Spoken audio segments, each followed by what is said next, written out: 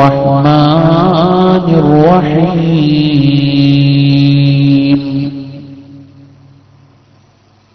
أن اشكر لي ولوالديك إلي المصير. صدق الله العلي العظيم وصدق وبلغنا رسوله النبي الكريم ونحن على ذلك من الشاهدين الشاكرين والحمد لله رب العالمين. لقد زاد الحياة إلي حبا بناتي إنهن من الضعاف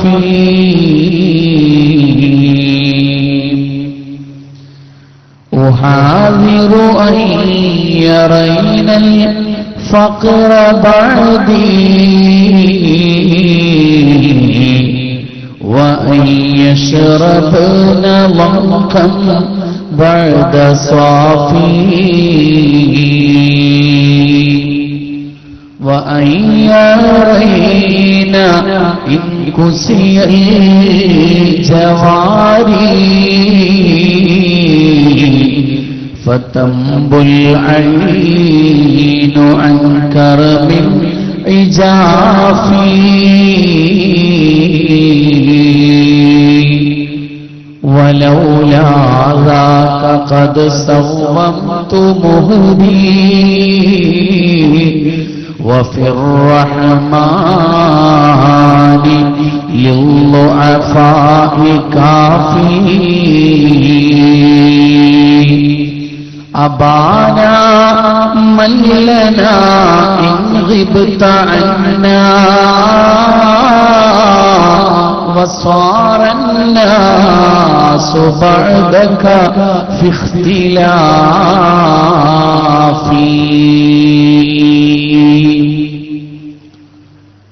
ആദരണീയരായ ഈ സദസ്സിന്റെ അധ്യക്ഷൻ, മുസ്ലിം കേരളത്തിന്റെ പ്രിയങ്കരനായ യുവ നായകൻ നാസർ ഫൈലി കൂടത്തായി ഉസ്താദ് അവറുകളെ, ബഹുമാന്യരായ കെ വി ഉസ്താദ്, മറ്റു പണ്ഡിതന്മാരെ, ഇവിടെ ഒരുമിച്ച് കൂടിയ രക്ഷിതാക്കളെ, യുവജന വിദ്യാർത്ഥി സുഹൃത്തുക്കളെ, സ്നേഹം നിറഞ്ഞ ഉമ്മമാരെ, സഹോദരിമാരെ, കരുണാവാനായ അല്ലാഹു സുബ്ഹാനഹു വ തആല നാളെ ആഖിറത്തിൽ ഉപകാരപ്പെടുന്ന സ്വാലിഹായ ഒരു അമലായി നമ്മുടെ ഈ മഹത്തായ സംഗമത്തെ നമ്മിൽ നിന്ന് കബൂൽ ചെയ്യുമാറാവട്ടെ.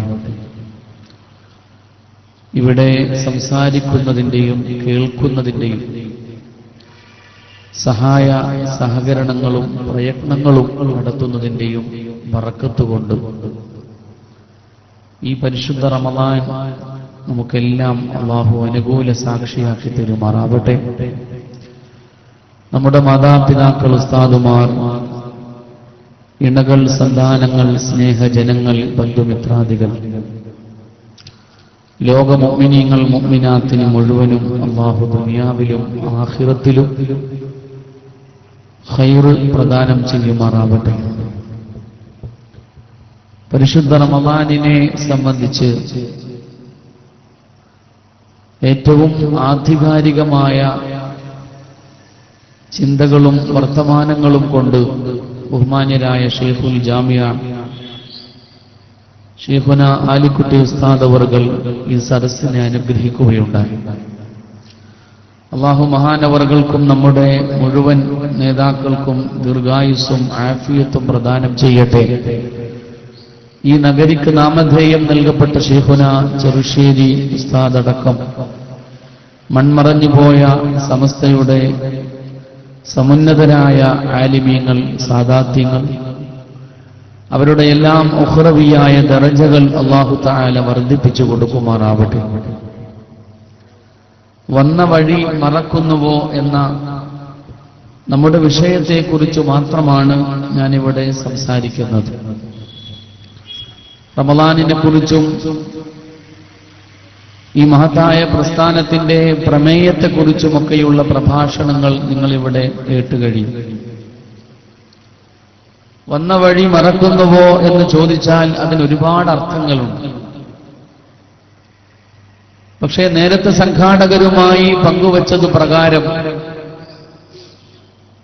നമ്മുടെ ജീവിതത്തിലെ അടിസ്ഥാനപരമായ ഘടകങ്ങളെ അഥവാ നമ്മുടെ മാതാപിതാക്കളെ സംബന്ധിക്കുന്ന ഒരു ചെറിയ ചർച്ചയാണ് ഈ വിഷയം കൊണ്ട് നമ്മൾ ഇന്ന് ഉദ്ദേശിക്കുന്നത്.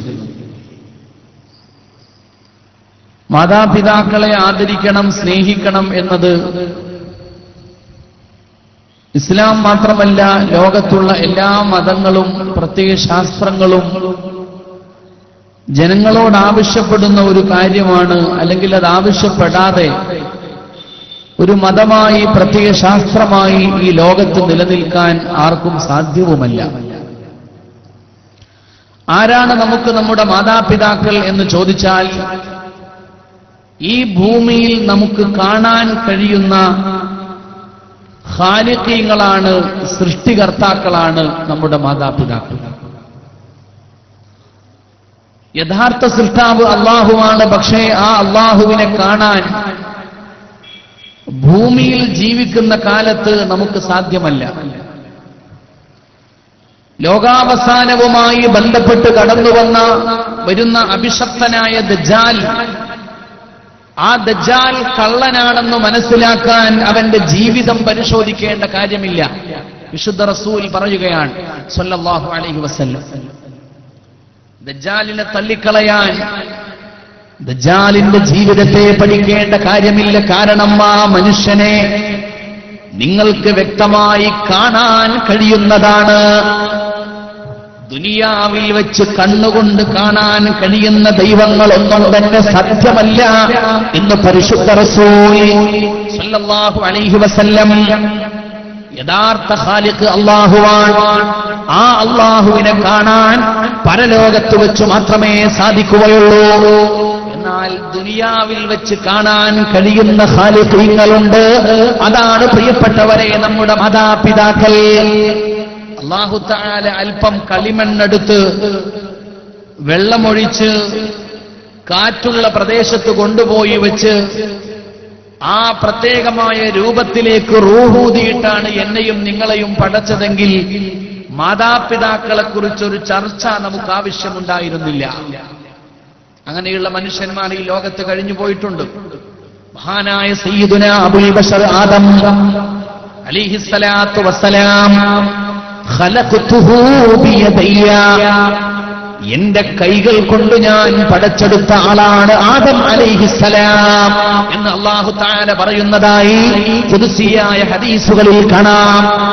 അതുകൊണ്ട് ആദം നബി അലൈഹിസ്സലാം നാളെ പരലോകത്ത് മഹ്ശറാം മുറ്റത്ത് വരുമ്പോ, വിചാരണയുടെ വേദിയിൽ വരുമ്പോൾ അല്ലാഹു ആദമിനോട് ചോദിക്കുന്നില്ല, ആദമേ നീ എന്തുകൊണ്ട് ഉമ്മാനെ നോക്കിയില്ല, നീ എന്തുകൊണ്ട് പിതാവിനോടുള്ള ബാധ്യതകൾ നിറവേറ്റിയില്ല? കാരണം ആദം നബി അലൈഹിസ്സലാം ഖുലിഖ ബിഗൈരി അബിൻ വലാ ഉമ്മ, മാതാവുമില്ല പിതാവുമില്ല. അള്ളാഹു നേരിട്ട് പടച്ച ആളാണ് ആദം നബി അലൈഹിസ്സലാം. ഹവ്വ ബീവിയുടെ കാര്യവും വ്യത്യസ്തമല്ല. ഇനി ഈ ലോകത്ത് നമ്മൾ വരുമ്പോ പിതാവില്ല, മാതാവ് മാത്രമേ നമുക്കുള്ളൂ. അപ്പൊ പിന്നെ പിതാവിനെ കുറിച്ച് ചോദ്യമില്ല. അങ്ങനെയുള്ള ചില ആളുകൾ ഈ ലോകത്തുണ്ട്. മഹാനായ സയ്യിദുനാ റൂഹുല്ലാഹി ഈസാ അലൈഹിസ്സലാത്തു വസ്സലാം അല്ലാഹു തആല പഠിപ്പിച്ചു തന്നു. അത് അത്ഭുതകരമായ ഒരു ജന്മത്തിലൂടെ പിറവിയെടുത്ത മനുഷ്യനാണ്. പിതാവില്ലാതെയാണ് ഈസാ നബി അലൈഹിസ്സലാം ഈ ലോകത്ത് വന്നത്. അതുകൊണ്ട് ഈസാ നബിയോട് പിതാവിനെ കുറിച്ച് ചോദ്യമില്ല, ചോദ്യമുള്ളത് ഉമ്മയെ കുറിച്ച് മാത്രമാണ്. ആ ചോദ്യത്തിനുള്ള മറുപടിയോ കുഞ്ഞുനാളിലെ ഈസാ നബി അലൈഹിസ്സലാം പറഞ്ഞു തന്നിട്ടുമുണ്ട്. തൊട്ടിലിൽ കിടക്കുന്ന പ്രായത്തിൽ ഈസാ നബി അലൈഹിസ്സലാത്തു വസ്സലാം ലോകത്തോട് വിളിച്ചു പറഞ്ഞു, തന്റെ മാതാവിനോടുള്ള ബാധ്യതകൾ ഞാൻ മുഴുവനായിട്ട് നിറവേറ്റുന്ന മനുഷ്യനാണ്. വബർറം ബിവാലിദതി വലം യജഅലി ജബ്ബാറൻ ശഖിയ്യാ. തൊട്ടിലിൽ കിടക്കുന്ന പ്രായത്തിൽ ഈസാ നബി അലൈഹിസ്സലാത്തു വസ്സലാം ലോകത്തോട് വിളിച്ചു പറഞ്ഞ കാര്യമാണ്, അല്ലാഹു തആല എന്നെ നിയോഗിക്കുന്നത് വബർറം ബിവാലിദതി, എന്റെ ഉമ്മയോടുള്ള എല്ലാ കടപ്പാടുകളും വീട്ടുന്ന, മാതാവിനോടുള്ള ബാധ്യതകൾ പരിപൂർണമായും നിർവഹിക്കുന്ന ഒരാളായി. വലം യജഅൽനി ജബ്ബാറൻ ശഖിയ്യാ, ഞാൻ ഒരിക്കലും എന്റെ മാതാവിനെ ധിക്കരിക്കുന്ന കൂട്ടത്തിൽപ്പെട്ടവനല്ല. ആ മാതാവിന്റെ കൽപ്പനകളെ അവഗണിക്കുന്ന, പുച്ഛിക്കുന്ന, തള്ളിക്കളയുന്ന കൂട്ടത്തിൽപ്പെട്ടവരുമല്ല. ഈസാ നബി അലൈഹിസ്സലാമിന്റെ പ്രഖ്യാപനം ആലോചിച്ചു നോക്കൂ. നമ്മെ സംബന്ധിച്ചിടത്തോളം നമ്മൾ ആദമിനെ പോലെയുമല്ല, ഈസയെ പോലെയുമല്ല അലൈഹിമുസ്സലാത്തു വസ്സലാം. നമുക്ക് മാതാവുമുണ്ട്, പിതാവുമുണ്ട്. അതുകൊണ്ട് രണ്ടുപേരോടും ബാധ്യതകളുമുണ്ട്. യഹ്യാ നബി അലൈഹിസ്സലാം സൂറത്തു മറിയമിലൂടെ പറയുന്ന ഒരു വാചകമുണ്ട്, അതാണ് നമ്മെ സംബന്ധിച്ചിടത്തോളം കരണീയമായിട്ടുള്ളത്. യഹ്യാ നബി അല്ലാഹു പരിചയപ്പെടുത്തുകയാണ് സൂറത്തു മറിയമിലൂടെ, വബർറം ബിവാലിദൈ, ഉമ്മായോടും ഉപ്പയോടും ഏറ്റവും നല്ല നന്മയോടുകൂടെ ജീവിച്ച ആളാണ് യഹ്യാ. വബർറം ബിവാലിദൈഹി, മാതാപിതാക്കൾക്ക് ഗുണം ചെയ്തു കൊടുത്ത മകനാണ്. വലം യകുൻ ജബ്ബാറൻ അസിയ്യാ, അവരെ ധിക്കരിക്കുന്ന ഒരു അഹങ്കാരി ആയിരുന്നില്ല യഹ്യാ നബി അലൈഹിസ്സലാത്തു വസ്സലാം. ആ ഒരു വിശേഷണമാണ് മരണപ്പെട്ടു പോകുമ്പോഴും ജീവിച്ചിരിക്കുമ്പോഴും നമ്മെക്കുറിച്ച് നാട്ടുകാർക്കുണ്ടായിരിക്കേണ്ടത്. യഹ്യാ നബിയെക്കുറിച്ച് അള്ളാഹു പറഞ്ഞതെന്താ? വബർറം ബിവാലിദൈഹി വലം യകുൻ ജബ്ബാറൻ അസിയ്യാ, മാതാപിതാക്കളോട് അങ്ങേയറ്റം നന്മ ചെയ്യുന്ന, ഒരിക്കലും അവരുടെ കൽപ്പനകൾ ധിക്കരിക്കാത്ത നല്ല ഒരു മനുഷ്യനാണ് യഹ്യാ നബി അലൈഹിസ്സലാം. നമ്മുടെ നാട്ടുകാർ, നമ്മുടെ അയൽവാസികൾ, കുടുംബങ്ങൾ, നമ്മെ അറിയുന്ന ഈ ലോകത്തുള്ള മുഴുവൻ മനുഷ്യരും നാം മരിച്ചു പോകുമ്പോൾ പറയണം, വബർറം ബിവാലിദൈഹി, ഈ മനുഷ്യനവന്റെ മാതാപിതാക്കളോട് നന്മ ചെയ്തവനാ. വലം യകുൻ ജബ്ബാറൻ അസിയ്യാ, ഒരിക്കലും ആ മാതാപിതാക്കളെ ധിക്കരിക്കാത്ത മനുഷ്യനാണെന്ന്. അള്ളാഹു നമ്മെ അനുഗ്രഹിക്കുമാറാവട്ടെ. ഒന്ന് ഉറക്കാമീൻ പറയും, അള്ളാഹു അനുഗ്രഹിക്കുമാറാവട്ടെ. റമളാന്റെ ചൂട് കിട്ടണമെങ്കിൽ ആമീനും ദിക്റും ദുആയൊക്കെ ഒന്ന് ഉറക്കെ പറയണം. ഏതായാലും മഴയൊക്കെയാണല്ലോ, അപ്പൊ ഒരു ചൂട് വരട്ടെ. മാതാപിതാക്കളോട് പരിപൂർണമായും നന്ദിയുള്ളവനായിരുന്നു നാം എന്ന് മരണപ്പെടുന്ന സമയത്ത് ആളുകൾ പറയുന്ന രൂപത്തിൽ നമ്മൾ ജീവിക്കണം. അതിൽ അല്ലാഹു തൗഫീഖ് നൽകുമാറാവട്ടെ. എന്താണ് മാതാപിതാക്കളോടുള്ള ബാധ്യത? ഖാലിഖിനോടുള്ള ബാധ്യതയോട് ചേർത്തുകൊണ്ടാണ് മാതാപിതാക്കളോടുള്ള ബാധ്യത അല്ലാഹു പറഞ്ഞത് സൂറത്തുൽ ഇസ്രായിലൂടെ.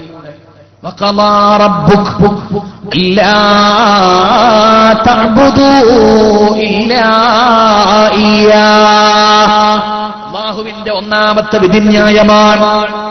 അത് ലംഘിക്കാൻ പറ്റാത്ത ഒരു വിധിയാണ്.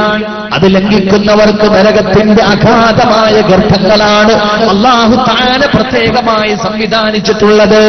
അല്ലാ തഅബുദൂ ഇല്ലാ ഇയ്യാഹ്, അല്ലാഹുവിനെയല്ലാതെ മറ്റൊരാളെയും ഈ ലോകത്ത് ആരാധിക്കുവാൻ പാടുള്ളതല്ല. തൗഹീദാണ് അല്ലാഹുവിന്റെ ഒന്നാമത്തെ വിധി. ശിർക്ക് ചെയ്യാൻ പാടില്ല. തൗഹീദിൽ അധിഷ്ഠിതമായ ജീവിതം നയിക്കണം. അത് പറഞ്ഞിട്ട് രണ്ടാമത്തെ വിധി എന്താണ്? വബിൽ വാലിദൈനി ഇഹ്സാനാ, മാതാപിതാക്കളോൾക്ക് നന്ദി ചെയ്യണം, അവർക്ക് നന്മ ചെയ്യണം. എന്നിട്ട് ആ രണ്ടാം ഭാഗത്തെ അല്ലാഹു ഇങ്ങനെ വിശദീകരിക്കുകയാ. ഇമ്മാ യബ്ലുഗന്ന ഇൻദകൽ കിബറ അഹദുഹുമാ ഔ കിലാഹുമാ, മാതാപിതാക്കളുടെ വാർദ്ധക്യത്തിൽ അവർ രണ്ടുപേരുമോ ഒരാളോ നമ്മുടെ കൂടെയുണ്ടെങ്കിൽ പാലിക്കേണ്ട മര്യാദകൾ. എന്തിനാ അത് പറയുന്നത്? നമ്മുടെ മാതാപിതാക്കൾ യുവതീ യുവാക്കളാണെങ്കിൽ അവരോട് മര്യാദകളൊന്നും വേണ്ടേ? അല്ലാഹു തആല മാതാപിതാക്കളോടുള്ള നന്മ ചർച്ച ചെയ്യുമ്പോൾ ആദ്യം തന്നെ കടക്കുന്നത് വാർദ്ധക്യത്തിലെത്തിയ മാതാപിതാക്കളുടെ കാര്യത്തിലേക്കാണ്. എന്തുകൊണ്ട്? യുവതീയുവാക്കളായ മാതാപിതാക്കൾ, അവരുടെയും നമ്മുടെയും ചിന്തകൾ തമ്മിൽ ഒരുപോലെയാണ്.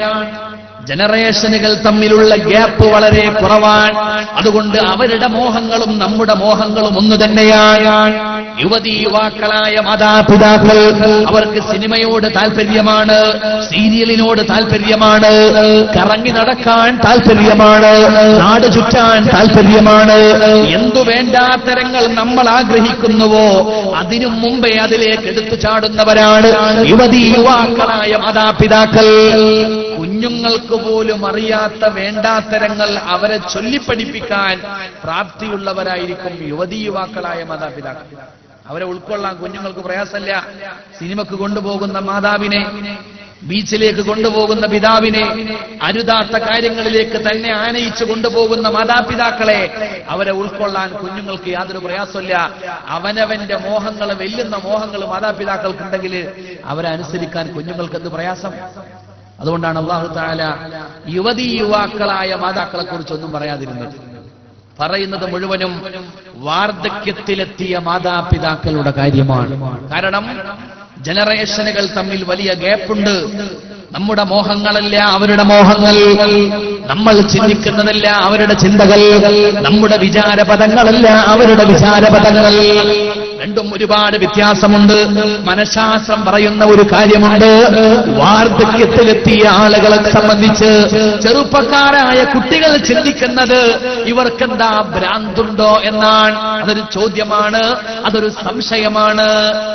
വയസ്സായ ആളുകളെ സംബന്ധിച്ച് ചെറിയ കുഞ്ഞുങ്ങൾ ചിന്തിക്കുന്നത് ഈ വയസ്സന്മാർക്ക് എന്താ ഭ്രാന്തുണ്ടോ, ഇവരുടെ തലയുടെ പിരി എന്തോ അല്പം ലൂസായിട്ടുണ്ടോ എന്നൊരു സംശയം ചെറുപ്പക്കാർക്കുണ്ടാകും. സൈക്കോളജിയാണ്. അതേസമയം വയസ്സായ ആളുകൾക്ക് സംശയമല്ല, അവർക്ക് ഉറപ്പാണ് ഈ ചെറുപ്പക്കാരുടെ പിരി ലൂസായി പോയിട്ടുണ്ട്, അവർക്ക് യാതൊരു അന്തവുമില്ല, ബുദ്ധിയില്ല. അതാണ് സൈക്കോളജി. ചെറുപ്പക്കാര് സംശയിക്കുന്നു, വയസ്സായ ആളുകൾക്ക് ബുദ്ധിക്ക് കുറവുണ്ടോ. വയസ്സായ ആളുകൾ ഉറപ്പിക്കുന്നു, ചെറുപ്പക്കാർക്ക് യാതൊരു ബുദ്ധിയില്ല. അപ്പൊ പ്രശ്നം വരും. അതുകൊണ്ടാണ് അല്ലാഹു തആല അവിടെ മര്യാദകളെ കുറിച്ച് വാചാലമായി പറയുന്നത്. അല്ലാഹു തആല വളരെ അപൂർവമായിട്ടാണ് ഇത്രയും വാചാലമായി മനുഷ്യരോടുള്ള ബാധ്യതകളെ പറയുന്നത്. വാർദ്ധക്യത്തിലെത്തിയ മാതാപിതാക്കൾ ഒരാളോ രണ്ടാളോ നിങ്ങളുടെ കൂടെയുണ്ടെങ്കിൽ അവരോട് പാലിക്കേണ്ട മര്യാദ എന്താണ്? ഫലാ തഖുൽ ലഹുമാ ഉഫ് വലാ തൻഹറുഹുമാ. ആ മാതാപിതാക്കളോട് ഛേ എന്ന വാക്ക് പോലും പറയരുത്. ഛേ എന്ന വാക്ക് വളരെ നിസ്സാരമാണ്. ഒരു മുട്ടൻ തെറിയൊന്നുമല്ലല്ലോ, അതൊരു അശ്ലീലമായ വാക്കൊന്നുമല്ല. അത് ഏറ്റവും സ്നേഹമുള്ളവരോട് പോലും നമ്മൾ പറയുന്ന വാക്കാ. നമ്മുടെ വീട്ടിലുള്ള ചെറിയ കുഞ്ഞുവാവ, അവനെ നമുക്ക് ഭയങ്കരമായ ഇഷ്ടമാണ്. ഏത് സമയത്തും അവനെ എടുക്കാനും ലാളിക്കാനും ഓമനിക്കാനും നമുക്ക് സന്തോഷമാണ്. പക്ഷെ എന്നാലും ചില സമയത്ത് അവന്റെ വിളയിൽ കാണുമ്പോ, വികൃതി കാണുമ്പോ, കുസൃതിത്തരങ്ങൾ അതിരുവിടുമ്പോ നമ്മൾ പറയും, ഛേ ഇതെന്തൊരു കുട്ടിയാണ്. സ്നേഹത്തിന് യാതൊരു കുറവില്ല. ഒരു കുറവുമില്ലാതെ, കലവറയില്ലാതെ സ്നേഹിക്കുന്ന നമ്മുടെ കുഞ്ഞുവാവമാർ, ആ കൊച്ചു കുഞ്ഞുങ്ങളെ പറ്റിപ്പോലും നമ്മൾ ഉപയോഗിക്കുന്ന വാചകമാണ് ഛേ എന്ന് പറയുന്ന പദം. ആ പദം പോലും വയസ്സായ മാതാപിതാക്കളെ പറ്റി പറയരുതേ, പറയരുതേ എന്ന് മാത്രമല്ല, ഫലാ തഖുൽ ലഹുമാ എന്നതിന് പരിശുദ്ധ ഖുർആനിന്റെ വ്യാഖ്യാതാക്കൾ നൽകിയ അർത്ഥം, മാതാപിതാക്കളെ കുറിച്ച് അങ്ങനെ ചിന്തിക്കാൻ പോലും പാടില്ല എന്നാണ്. ചിന്തിക്കാൻ പോലും പാടില്ല. ഖാല എന്നതിന് ഒരുപാട് അർത്ഥങ്ങളുണ്ട്. അതിൽപ്പെട്ടൊരർത്ഥം ചിന്തിക്കാനാണ്. ഫലാ തഖുൽ ലഹുമാ ഉഫിൻ എന്ന് പറഞ്ഞാൽ മാതാപിതാക്കളെ സംബന്ധിച്ച് ഛേ എന്ന് ചിന്തിക്കാൻ പോലും പാടില്ല.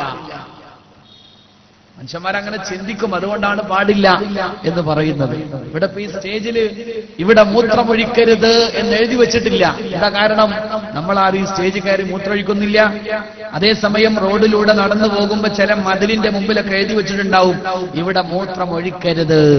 അവിടെ എത്തുമ്പോ ബോർഡ് വായിക്കാതെ തന്നെ നമുക്കറിയാം ചില ആളുകൾ അവിടെ പോയി മൂത്രം ഒഴിക്കാറുണ്ട്. ഭയങ്കരമായ നാറ്റം. ആളുകൾ തെറ്റ് ചെയ്യുന്നത് കൊണ്ടാണല്ലോ അരുത് എന്ന് പറയേണ്ടി വരുന്നത്.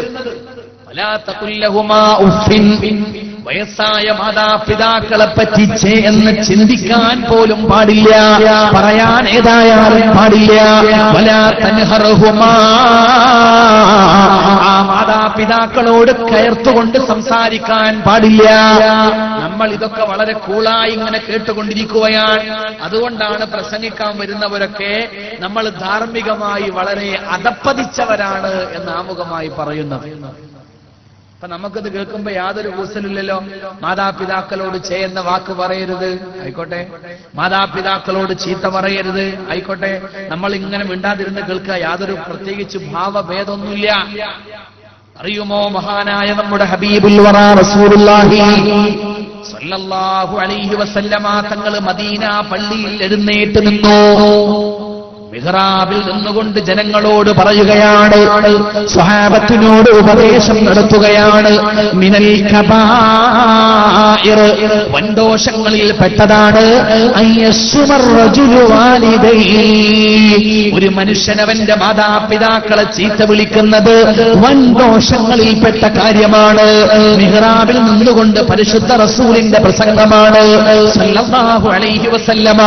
അത് കേട്ടപാട് സ്വഹാബത്ത് എഴുന്നേറ്റ് നിൽക്കുകയാണ്. സദസ്സിലുണ്ടായിരുന്ന മുഴുവൻ ആളുകളും എഴുന്നേറ്റ് നിന്നു. ഒരു കോറസ് പോലെ അവർ ചോദിക്കുകയാണ്, അയസ്സുമുർ റജുലു വാലിദൈഹി യാ റസൂലല്ലാഹ്, അല്ലാഹുവിന്റെ റസൂലേ, അങ്ങെന്താണ് ഈ ഉപദേശിക്കുന്നത്? അങ്ങെന്താണ് ഈ പറയുന്നത്? മാതാപിതാക്കളെ ചീത്ത വിളിക്കുന്നത് വൻകുറ്റമാണെന്നോ? അയസ്സുമുർ റജുലു വാലിദൈഹി, മനുഷ്യനായി പിറന്ന ഒരാൾ മാതാപിതാക്കളെ ചീത്ത വിളിക്കുമോ നബിയെ എന്ന് കേട്ടിരിക്കുന്ന സ്വഹാബത്ത് ഒരു കോറസ് പോലെ എഴുന്നേറ്റ് നിന്നുകൊണ്ട് ചോദ്യം ചെയ്തു മുഹമ്മദ് മുസ്തഫ. അതുകൊണ്ടാണ് അവർ ഖൈറുൽ ഖുറൂനി ഖർനി, ലോകത്തെ ഏറ്റവും നല്ല ജനറേഷൻ അവരാണ് എന്ന് റസൂലുള്ളാഹി സ്വല്ലല്ലാഹു അലൈഹി വസല്ലം പറയുന്നു. നമുക്കിന്ന് മാതാവിനെ ചവിട്ടി കൊല്ലരുത് എന്നൊരാൾ പ്രസംഗിച്ചാൽ നമ്മൾ ഇങ്ങനെ സ്വൈരായിട്ടിരുന്ന് കേൾക്കും. ശരിയാണല്ലോ, ഉമ്മാനെ ചവിട്ടി കൊല്ലാൻ പാടില്ലല്ലോ. സഹാബത്തിനോട് റസൂലുള്ളാഹി സ്വല്ലല്ലാഹു അലൈഹി വസല്ലം തങ്ങള് മാതാപിതാക്കളെ ചീത്ത വിളിക്കുന്നത് വലിയ ഒരു കുറ്റമാണ് എന്ന് പ്രസംഗിച്ചപ്പോ സദസ്സ് എഴുന്നേറ്റ് നിന്നു. എന്ത് പ്രസംഗമാണ്! എന്തിനാ ഇതൊക്കെ ഞങ്ങളോട് പറയുന്നത്? മനുഷ്യനായി പിറന്ന ഒരാൾ മാതാപിതാക്കളെ ചീത്ത വിളിക്കുമോ അല്ലാഹുവിന്റെ റസൂലേ? ചോദ്യമാണ് സ്വഹാബത്തിന്റെ ചോദ്യം. വെറുതെയാണോ പരിശുദ്ധ ഖുർആൻ പറഞ്ഞത്? റളിയല്ലാഹു അൻഹും, അല്ലാഹുവിന് ഈ സഹാബത്തിന് വലിയ ഇഷ്ടമാണ്. അതെന്തെങ്കിലും അച്ചാരം കൊടുത്തിട്ട് വാങ്ങിയതല്ല, നന്മകളിലൂടെ നേടിയെടുത്ത ഒരു വലിയ ഭാഗ്യമാണ്. റളിയല്ലാഹു അൻഹും, അല്ലാഹുവിന് അവരെ ഇഷ്ടമാണ്. കാരണം എന്താ? റിളല്ലാഹി ഫീ റിളൽ വാലിദൈൻ വസുഖ്തുല്ലാഹി ഫീ സുഖ്തിൽ വാലിദൈൻ. മാതാപിതാക്കളെ സന്തോഷിപ്പിക്കുന്നവർക്ക് അല്ലാഹുവിന്റെ തൃപ്തിയുണ്ട്, സന്തോഷമുണ്ട്. മാതാപിതാക്കളെ ചീത്ത വിളിക്കുന്നത് കുറ്റമാണെന്ന് പ്രസംഗിക്കുന്ന അധ്യാപകന്റെ മുന്നിൽ എഴുന്നേറ്റ് നിന്നുകൊണ്ട് മനുഷ്യനായി പിറന്നവൻ മാതാപിതാക്കളെ ചീത്ത വിളിക്കുമോ നബിയേ എന്ന് ചോദിക്കുന്ന ഒരു മനസ്സുണ്ടല്ലോ, അത് ലോകത്തെ അത്ഭുതപ്പെടുത്തിയ സന്മനസ്സാണ്. അതവരുടെ ഹൃദയത്തിന്റെ സംശുദ്ധിയാണ്. ആ ഒരു സംശുദ്ധിയിൽ നിന്ന് എത്ര കിലോമീറ്ററുകൾ, എത്ര കാതങ്ങൾ നമ്മൾ സഞ്ചരിച്ചിട്ടുണ്ട് എന്ന് എന്റെ പ്രിയപ്പെട്ട മുഅ്മിനീങ്ങളെ ഈ പരിശുദ്ധ റമളാനിൽ നമ്മൾ ഇരുന്നു കൊണ്ട് ചിന്തിക്കേണ്ടതാണ്. 50 വയസ്സുള്ള ഒരു ആള് 80കാരിയായ മാതാവിന്റെ പേര് ഫാത്തിമ. ആ ഫാത്തിമ പിന്നിലൂടെ ഓടിച്ചെന്ന് കത്തികൊണ്ട് കുത്തിക്കൊന്നത് മലപ്പുറം ജില്ലയിലാണ്. നിങ്ങൾ പറയും ഞങ്ങളൊക്കെ കോഴിക്കോട് ജില്ലക്കാരാണ്, ഉസ്താദിന് മാത്രമേ മാനക്കേടുള്ളൂ. എനിക്ക് മാത്രമാണോ മാനക്കേട്? കൊന്നാളെ പേരെന്താ? മൊഹീദ്ദീൻ എന്നാണ് പേര്. തിരൂരിലെ കൽപ്പകഞ്ചേരിക്കാരനായ 80കാരിയായ ഫാത്തിമ എന്ന മാതാവിനെ കൊന്ന ചെറുപ്പക്കാരന്റെ പേര് മുഹയ്യിദ്ദീൻ. കേട്ടാല് ഖദ്ദസല്ലാഹു സിർറഹുൽ അസീസ് ചൊല്ലിപ്പോ അല്ലേ? ശൈഖ് അബ്ദുൽ ഖാദർ ജീലാനി ഖദ്ദസല്ലാഹു സിർറഹുൽ അസീസിന് അല്ലാഹുവിന്റെ ഔലിയാക്കൾ കൊടുത്ത പേരാണ് മുഹയ്യിദ്ദീൻ. ലോകത്ത് ദീനി ജീവിപ്പിക്കേണ്ട ആളാണ് നിങ്ങൾ. ആ മുഹയ്യിദ്ദീൻ എന്ന പേര് സ്വീകരിച്ച ചെറുപ്പക്കാരനാണ് ഫാത്തിമ എന്ന 80കാരിയായ മാതാവിനെ സമ്പത്തിന്റെ പേരിൽ, നിസ്സാരമായ ദുനിയാവിന്റെ പേരിൽ പിന്നിലൂടെ ഓടിച്ചെന്നുകൊണ്ട് കുത്തിക്കൊലപ്പെടുത്തുന്നത്. ആലോചിച്ചു നോക്കൂ നിങ്ങൾ, ലോകം എവിടെയെത്തി? റസൂലുള്ളാഹി സ്വല്ലല്ലാഹു അലൈഹി വസല്ലമയുടെ സ്വഹാബത്തിന്റെ ആ ഒരു മനഃശുദ്ധിയിൽ നിന്ന് എത്ര അകലെയാണ് നമ്മൾ എത്തി നിൽക്കുന്നത്. അല്ലാഹു നമുക്ക് ബോധം നൽകുമാറാവട്ടെ. മാതാപിതാക്കളോടുള്ള ബാധ്യത ഖുർആൻ വിശദീകരിക്കുന്നു. വകുല്ലഹുമാ ഖൗലൻ കരീമാ. മാതാപിതാക്കളോട് സംസാരിക്കേണ്ടത് മാന്യമായ സംസാരമാണ്. മാന്യമായ സംസാരം എങ്ങനെയാണ് എന്ന് അല്ലാഹു തആല വിശദീകരിച്ചിട്ടില്ല. കാരണം എന്താ? പോത്തിന്റെ കുട്ടിക്ക് നീന്തൽ പഠിപ്പിക്കേണ്ടതില്ല എന്ന് നമ്മുടെ നാട്ടിൽ പറയാറുണ്ട്. പോത്തിന്റെ കുട്ടിക്ക് നീന്തൽ പഠിപ്പിക്കേണ്ട ആവശ്യമില്ല. അതുപോലെ ഒരു മനുഷ്യന് മാന്യമായ സംസാരം ആരും പഠിപ്പിക്കേണ്ട ആവശ്യമില്ല. മനുഷ്യനായാൽ മാന്യമായി സംസാരിക്കാൻ അറിയാം എന്ന് നമുക്ക് ബോധ്യപ്പെടുന്നത് ഒരു ചെറുപ്പക്കാരന് ഒരു ചെറുപ്പക്കാരിയുമായി അവിഹിതമായ സംഭാഷണം നടത്താൻ ഒരു സമയം കിട്ടിക്കഴിഞ്ഞാൽ, എവിടേക്കെങ്കിലും ദൂരെ യാത്ര പോകുമ്പോ ട്രെയിനിലാണ് യാത്ര ചെയ്യുന്നത്, കമ്പാർട്ട്മെന്റിൽ വേറെ ആരുമില്ല, ആകരാണ് ഒരു പെണ്ണും. അപ്പൊ അവന്റെ സംസാരം ഏറ്റവും മാന്യമായ സംസാരം. ഫോണിലൂടെ ഒരു പെണ്ണ് അന്യപുരുഷന്മാരുമായി ബന്ധപ്പെടാൻ ശ്രമിക്കുന്നു. ആ പെണ്ണിന്റെ സംസാരം ശരിക്കും മാന്യമായ സംസാരമായി. ധാരാ പഠിപ്പിച്ചു കൊടുത്തത്? സ്കൂളിൽ പഠിച്ചതാണോ മദ്രസയിൽ പഠിച്ചതാണോ? ആരും പഠിപ്പിച്ചു കൊടുത്തതല്ല. അവനവന് വേണ്ടി വന്നാൽ മാന്യമായി സംസാരിക്കേണ്ടത് എങ്ങനെയാണെന്ന് എല്ലാവർക്കും അറിയാം. അതുകൊണ്ടാണ് ഖുർആൻ എങ്ങനെയാണ് മാന്യമായ സംസാരം എന്ന് പറയാതെ വയസ്സായ മാതാപിതാക്കളോട് മാന്യമായി സംസാരിക്കണേ എന്ന് മാത്രം പറഞ്ഞത്. ഇനി പറയാനുള്ളത് അതിലേറെ പ്രധാനമാണ്.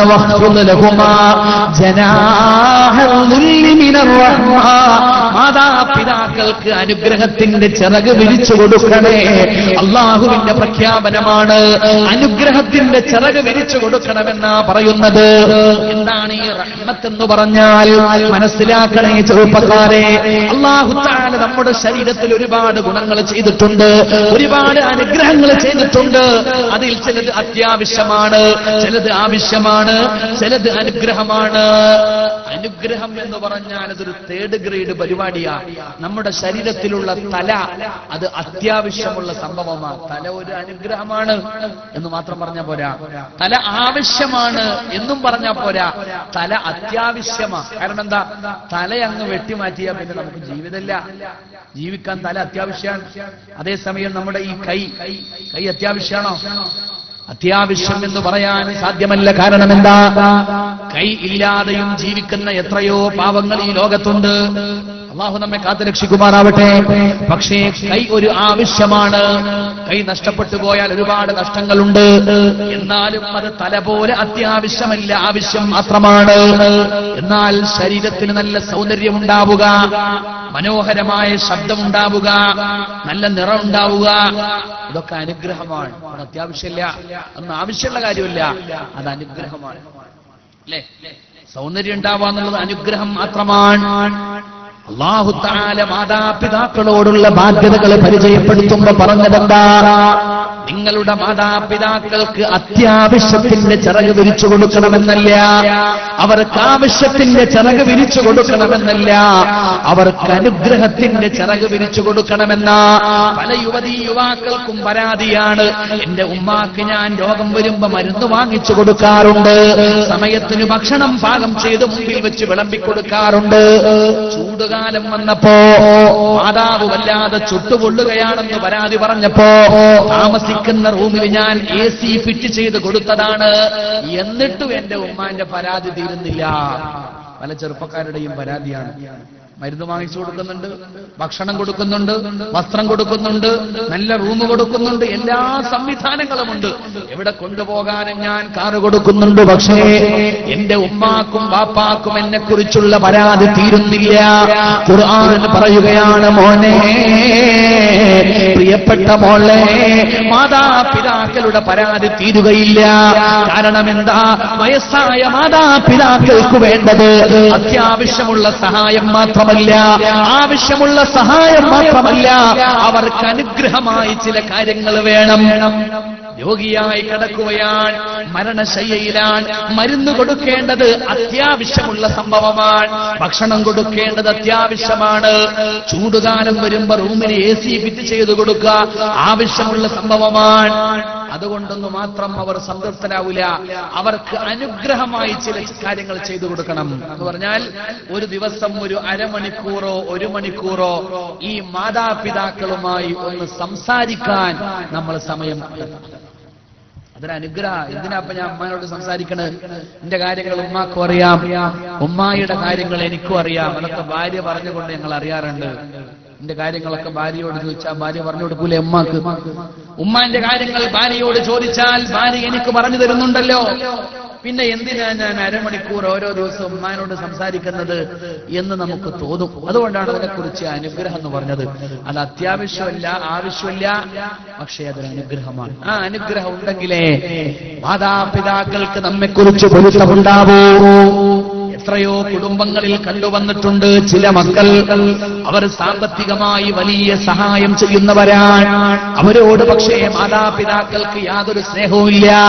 ചില മക്കളാണെങ്കിൽ അടുത്തിരുന്നിട്ട് വലിയ വർത്തമാനം പറയും, തമാശ പറയും, സാമ്പത്തികമായിട്ടൊരു നയാ പൈസയുടെ ഉപകാരം പോലും ആ സംസാരിക്കുന്ന മക്കളെ കൊണ്ട് മാതാപിതാക്കൾക്കുണ്ടാവില്ല. എന്നാലും മാതാപിതാക്കൾക്ക് കൂടുതൽ ഇഷ്ടമുള്ളത് അടുത്തു വന്നുകൊണ്ട് ബടായി പറയുന്ന, തമാശ പറയുന്ന മക്കളോ. സമ്പത്ത് കൊടുക്കുന്ന മകൻ ചിന്തിക്കും, ഞാൻ ഇത്രയും സമ്പത്ത് കൊടുത്തിട്ട് എന്റെ ഉമ്മാക്കും ഉപ്പാക്കും എന്നോട് യാതൊരു സ്നേഹമില്ല. അവൻ വെറുതെ അടുത്തു പോയിരുന്ന് ബടായി പറയുന്നു, എന്നിട്ട് അവനോടാണ് മുഴുവനും സ്നേഹം. അത് ഉമ്മാന്റെയും ബാപ്പാന്റെയും അറിവില്ലായ്മ കൊണ്ടല്ല, അത് മനുഷ്യന്റെ സ്വഭാവമാണെന്ന് ഖുർആൻ. അതുകൊണ്ട് സമ്പത്ത് കൊടുക്കാതെ വെറുതെ ബടായി പറയണമെന്നല്ല ഞാൻ ഈ പറഞ്ഞതിന്റെ അർത്ഥം. സമ്പത്ത് കൊടുക്കുന്നതോടൊപ്പം അല്പനേരമെങ്കിലും ഓരോ ദിവസവും ആ മാതാപിതാക്കളുടെ കൂടെ ഇരുന്നു കൊണ്ട് സംസാരിക്കാൻ നമുക്ക് സാധിച്ചാൽ ഒരുപാട് പ്രശ്നങ്ങൾ നമ്മുടെ കുടുംബാന്തരീക്ഷത്തിൽ നിന്ന് അകറ്റി നിർത്താൻ നമുക്ക് സാധിക്കുന്നതാ. അല്ലാഹു തആല നമ്മെ അനുഗ്രഹിക്കുമാറാവട്ടെ. ചെറുപ്പക്കാര് മനസ്സിലാക്കിക്കോ, അല്ലാഹു പറയുകയാണ്, വഖ്ഫിദ് ലഹുമാ ജനാഹൽ ദുല്ലി മിനർ റഹ്മ. കാരുണ്യത്തിന്റെ ചിറക് വിരിച്ചു കൊടുക്കേണ്ടതാണ് മാതാപിതാക്കൾക്ക് വേണ്ടി. ഇതൊക്കെ കൺമുന്നിലുള്ള മര്യാദകളാണ്. പരിശുദ്ധ റസൂലുള്ളാഹി സ്വല്ലല്ലാഹു അലൈഹി വസല്ലമ ആ പ്രവാചകന്റെ വീടിന്റെ മുമ്പിലൂടെ ഒരു വൃദ്ധനായ മനുഷ്യനും അദ്ദേഹത്തിന്റെ മകനും കടന്നുപോയി. മകനാണ് മുന്നിൽ നടക്കുന്നത്, പിതാവ് പിന്നിലാണ് വരുന്നത്. ആ മകനെ അടുത്തേക്ക് വിളിച്ചു മുഹമ്മദ് മുസ്തഫ സ്വല്ലല്ലാഹു അലൈഹി വസല്ലമ. എന്നിട്ട് ചോദിച്ചു, സഹോദരാ, മൻ ഹാദാ?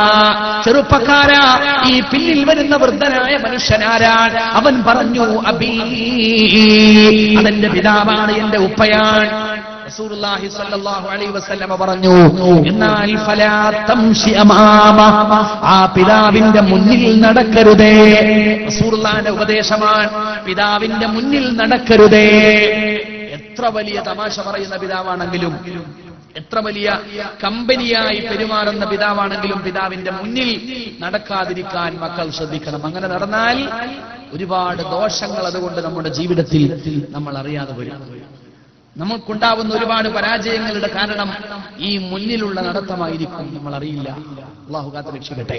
റസൂലുള്ള പറഞ്ഞു, ഫലാ തംശി അമാമ, ഇത് പിതാവാണെങ്കിൽ ആ പിതാവിന്റെ മുന്നിൽ നീ നടക്കരുതേ.